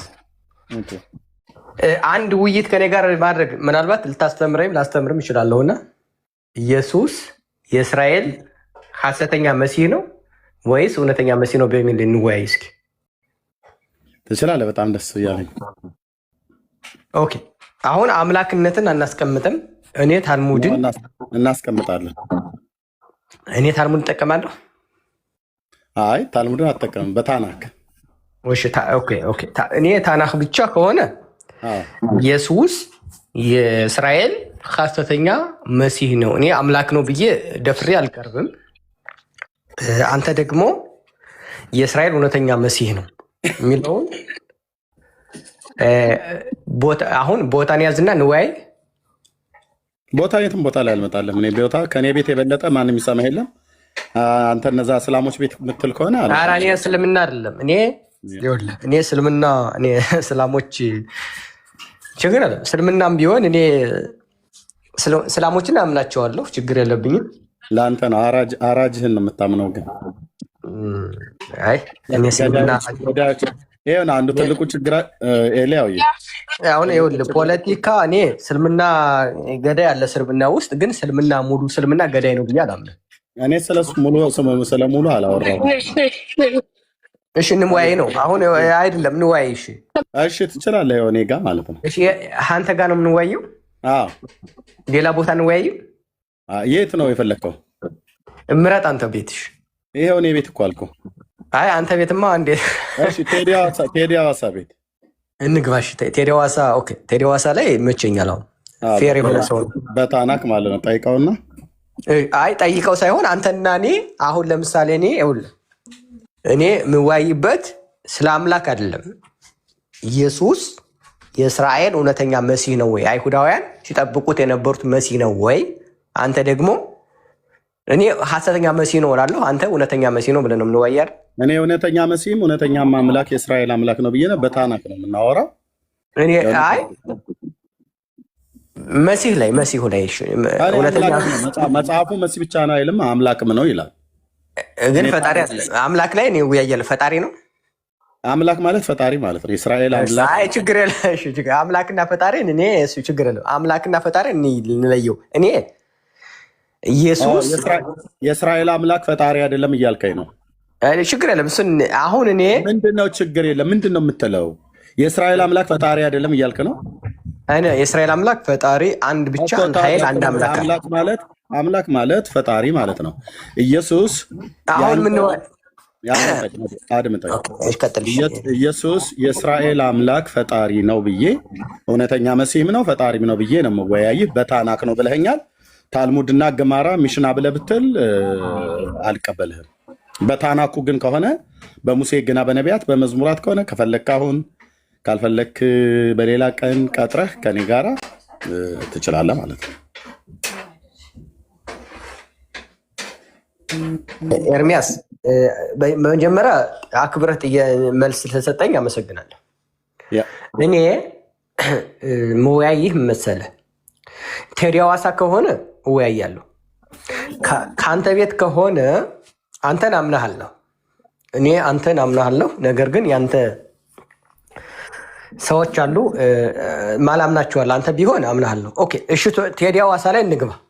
እኔ የምወያይህ ኢየሱስ የእስራኤል ሐሰተኛ መሲህ ነው ብዬ አምናለሁ። ኦኬ አንተ ደግሞ ደጋግመህ እኮ ተናገርክ። አሁን ደግሞ አንተ ምን አልከኝ መሰለህ? መሲሁ የእስራኤል አምላክ ነው፣ በሱም እሄዳለሁ፣ ችግር የለም። አንተ የምታሳየው ኤልያው ልብ በል ኢየሱስን አምላክም ማነው ይሁን አይሁንም ሐሰተኛ መሆኑን የምታሳየው። እኔ ሐሰተኛ መሲህ የሚለውን ማለት ነው። እኔ ደግሞ እውነተኛ መሲህና የእስራኤል አምላክ ነው ብዬ ታናክ ላይ ብቻ ይሁን ነው ብዬ ታልሙድና ገማራ አጠቅስም። እሱ የአይሁድ የተረት መጽሐፍቶች ስለሆነ አልቀበልም። ችግር የለም። እሺ አሁን ይኸውልህ ሪከርድ የሚያደርጉልን ሰዎች ካሉ እንቀጥል። ቴዲ ሐዋሳ ላይ ራስህ ጠይቀው። እኔ ጠይቀዋለሁ፣ ቴዲ ሐዋሳን ጠይቀዋለሁ። ኢሜልም አለው፣ ኢሜል አደረግለትና አሁን አንተ ኢየሱስ ተነጋገርን አይደለ? በቃ የምን መደጋገም ነው? ተነጋገርን አይደል? አንተ ኢየሱስን ሐሰተኛ መሲያ መሆኑን ታሳያለህ። እኔ ደግሞ የእስራኤል አምላክና እውነተኛ መሲህ መሆኑን በታናክ ነው የምናወራ አሳያለሁ። ፔሬድ። እሺ አሁን መቼ እንቀጥልሽ? አሁን ዛሬ እኔ ቤት እኮ አልኩ። አንተ ቤትማ እንዴት እንቀጥላለን? ለምን አንተ ትዘጋጃለህ፣ እኔም እዘጋጃለሁ። ሳትዘጋጅ ጥሪ ያቀረብክልኝ አይደለም? ቤት እንመርጣለን ነው። እኔ ችግር የለብኝም። አሁንም መቀጠል ይችላል። በራሴ ቤት እኮ አልኩ። ከፈለክ በራሴ ቤት አልኩ። አይ እኔ አንተን አምናለሁ፣ የአንተን ሰዎች አላምንም ነው። የኔን ሰዎች ለምን አለማምን? ምን ማመን አለማመን? አይ ስለማውቃቸው ነው። ተው እሱን ችግር። አንተን አምናለሁ፣ የአንተን ሰዎች ምኑን ነው የምታውቀው? ከገዝት ላይ ውረዱልኝ ብለህ ካልክ አወርድልሃለሁ። እኔ እናንተ ብቻ እንሆናለን። ችግር የለም። ከቴዲ ቤት ብልሃል፣ ከቴዲ ቤት እንቀጥል። ሄደህ ራስህንም ጠይቀው። እኔ አልጠይቀውም። ቴዲ እኔ ጠይቀዋለሁ። ችግር የለም። ኦኬ ጠይቅና ያው ከፈለክ እኔ አሁን እህቶቼን ያው እዚህ ጋር ሶስቱንም አስወር ነው ከፈለክ እኔ አድምጠኝ። ቆይ አድምጠኝ። እኔ እናንተ ከፈለግን እንደዚህ ሆነን አንድ ሰው ብቻ ደቂቃ የሚይዝ አስገባልህና ወይ እንደዚህ ነውና፣ ሶሪ እዚህ ጋር ግሪዱን ልጠይቀው። ይቅርታ እህቶች አንዴ ኦኬ እንደዚህ እንሆናለን። አንድ ሰው ደቂቃ ገብቶ ይይዛል። ማንም ሞዴሬተር ሚዩት አያደርግህም፣ አያስወርድህም እና መቀጠል ትችላለህ። ታናክ ላይ ማለት ነው። አይ ልወያይ ማነው ጊዜ ልውሰድ ብለህ ካልክ 1 ወር ጊዜ እሰጥሃለሁ። የ1 ወር የመዘጋጃ ማለት ነው። ስትመጣ ግን ከኔ ጋር የምታወራው ታቀኛለህ። ኤልያው ታቀኛለህ። እኔን ስትመጣ የምታወራው ኢየሱስ ሐሰተኛ መሲህ ነው፣ ሐሰተኛ ነብይ ነው ብለህ የሚለውን ቃል ከብሉይ ኪዳን ማለት ነው፣ ከሙሴ ሕግና ከነቢያት ከመዝሙራት በታናክ ማለት ነው። በዛ ላይ ትገባለህ ማለት ነው። የተፈጠርክበትን ቀን ትጠላዋለህ። የዛን ቀን እና በፈለግከው ቀን ጊዜ ልስጥህ፣ 15 ቀን፣ ወር፣ የዝግጅት ጊዜ፣ መጽሐፍቶችን ሰብስብ። መተህ የምታወራኝ ግን በታናክ ነው። እሱና የተፈጠርኩበትን ቀን ይኸውልህ፣ ችግር የለም። እሱን የምጠላበትን ቀን ይኖራል። እኔ ግን የዕብራይስጥን ትርጉም እጠቀማለሁ አይደል? ለምን የዕብራይስጥን ትጠቀማለህ? አማርኛውን ተናገር። ተርጉመው ወደ አማርኛ ከተናገር ትችላለህ። እሺ፣ አሁን ትተረጉማለህ። ለህዝቡ ዕብራይስጥ ስለማያውቅ ለህዝቡ ትተረጉምና ወደ አማርኛ። የካህናቶቹን መጽሐፍም አስቀምጣለሁ አይደል? አትችልም። ተረታ ተረት፣ የአይሁድ ተረታ ተረት መጽሐፍ አይደለም። መጽሐፍ ቅዱስ የሚባለው ካህናት የጻፈ ተረታ ተረት አልቀበልም። እሱን ካህናት የጻፈው የሚለውን መጽሐፍ ቅዱስ የአይሁዳውያን መጽሐፍ በካህናቶች የተተረጎሙ መጽሐፍ ይዤ መቅረባቸው አልቀበልም። እሺ፣ የኢትዮጵያ ክርስትና እሺ፣ ችግር የለም። እሺ፣ ችግር የለም። እሺ፣ መጽሐፍ ቅዱስ ተረት ነው። ኦኬ፣ እሺ መጽሐፍ ቅዱስ ሳይሆን ተረት በአይሁድ ካህናት የተጻፈውን ተረታ ተረት አልቀበልም አልኩ። መጽሐፍ ቅዱስ ነው ያልኩህ። በአይሁዳውያን የተተረጎሙ በቄሶች የተተረጎሙ መጽሐፍ ቅዱስ ነው ያልኩህ። ለምን ዓለም በሚቀበለው ነው። ዓለሙ ሁሉ በሚሰማው ታናካሙ ክርስቲያኖች እጅ ያለውን ትርጉም አትቀበለውም። የብሉይ ኪዳን ግሪኩን እና እንግሊዝኛውን እያልህ ነው። በዓለም ያልህ ነው። እሱን እንጠቀም። አልወጣኝም። ምን ነው ሜዳው ገደል ሆነብህ ገና ሳትገባ። ችግር የለም። ዓለሙ የሚጠቀምበት አሁን ብሉይ ኪዳን የሙሴ ሕግና የነቢያት መዝሙራት መጽሐፍት አለ አይደል? 24ቱ መጽሐፍት አለ። 39 ተብሎ 24ቱ በእናንተ በእኛ ደግሞ 39 ተብለው የሚባሉት ማለት አንደኛ ሳሙኤል፣ ሁለተኛ ሳሙኤል፣ አንደኛ ነገሥት፣ ሁለተኛ ነገሥት፣ አንደኛ ዜና፣ ሁለተኛ ዜና የሚባለው ወይ ደግሞ እዝራ፣ ነህምያና ምናምን ነገር ያለው ማለት ነው። እና አሁን እሱን በአንድነት በእሱ ብቻ ነው የምንወያየው ማለት ነው። በሙሴ ሕግና በነቢያት በመዝሙራት ማለት ነው። አሁን ቴዲን ላውራውና ቴዲን አወራዋለሁ። ቴዲ ዋሳን ኢሜል አደረግለትና በፈለከው ቀን መወያየት ትችላለህ አይደል? እኔ ችግር የለብኝም። ሰዓት ምናምን አይገድብህም። አቤት፣ ሰዓት ምናምን አይገድብም። ሰዓትማ ይገድበኛል። ሰዓት የምንኖርበት ሰዓት የተለያየ ነው። አይ እኔም አሁን ሰዓት ይገድበኛል እኮ የምንኖርበት ሰዓት የተለያየ ነው። ስለዚህ አንተ ቀጠረውና ጠይቀውና ጊዜውን ከፈቀደልህ ልብ በል ከታልሙድ ከግማራ ከሚሽና ከሚባለው ከሌሎች መጽሐፍቶች እጠቅሳለሁ ብለህ ብትል አትችልም። በሙሴ ሕግና በነቢያት በመዝሙራት በታናክ ብቻ ማለት ነው። አንተም ደግሞ ከአዲስ ኪዳን አልጠቅስልህም። ኢየሱስን አምላክነቱና እውነተኝነቱን ለማሳየት አንድ ዮሐንስ፣ ማቴዎስ፣ ማርቆስ አልልህም። ያገናኘን የዛን ቀን ያገናኘን ነው። እኔ ደስ ይለኛል። ይኸውልህ እኔ በነገራችን ላይ ከአንተ ልማር እንጂ ላሸንፍ አይደለም። ኖ ዲቤት ነው ዲቤት ነው። ነገር ግን የሚባል ነገር ልማር የሚባል ነገር ገብቶኛል እኮ ዲቤት አስባለን። እሱ የዛን ጊዜ ላይ ያለ ኤልያው ከነዛ እስላሞች ጋር እየዋልክ አፍልተሃል። የእስራኤልን አምላክ እግዚአብሔር ምን ያህል እያሰደብክ እንዳለ አይቻለሁ። ዲቤቱ ላይ ያገናኘን። አሁን ፉከራ አያስፈልግም። እኔ አልፈክርም ነው። አንተም አትፎክርም፣ እኔም አልፎክር። ቆይ ላውራ እንጂ አንተም አትፎክርም፣ እኔም አልፈክርም። የአብርሃም አምላክ የአባቶቼ አምላክ ያገናኘን ዲቤቱ ላይ ነው ብዬ ማለት ምናምን ነገር የሚባል ነገር የለም። በደንብ ተዘጋጅተህ ለምንድን ነው እኩል የምታወራው? ሚዩት አድርግና አልጨርስም። የአባቶቼ አምላክ የአብርሃም አምላክ ያገናኘን አንተን ማለት ነው። ሶሻል ሚዲያ ላይ ዲቤት ማለት ነው። አፍልተሃል። ከአራጆች ከገዳዮች ጋር እየዋልክ ክርስትና ላይ አፍን ስትከፍት በጣም ብዙ ጊዜ ሰምቻለሁ።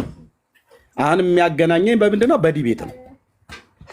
ኦኬ፣ እዛ ቁጭ ብለህ ከአረብ ሰዎች ጋር እንደምትሳደበው ኢየሱስ ክርስቶስ ላይ አፍን እንደምታላቅቀው እኔ ፊት ታናክን ጠቅሰህ ኢየሱስ ክርስቶስ በብሉይ ኪዳን መጽሐፍ በሙሴ ሕግና በነቢያት በመዝሙራት ኢየሱስ ሐሰተኛ ነቢይ መሆኑን እንዳንድ እስራኤላዊ ታሳያለህ፣ እኔም አሳያለሁ። ይህን ቀን በጣም እጠብቀዋለሁ። ሐሰተኛ መሲህ ላይ ያልሆን እኮ ታሳያለህ። ሐሰተኛ ነቢይ፣ ሐሰተኛ መሲህም ሐሰተኛ አምላክም መሆኑን ስለ ኢየሱስ ክርስቶስ ነው ታሳያለህ፣ እኔም አሳያለሁ።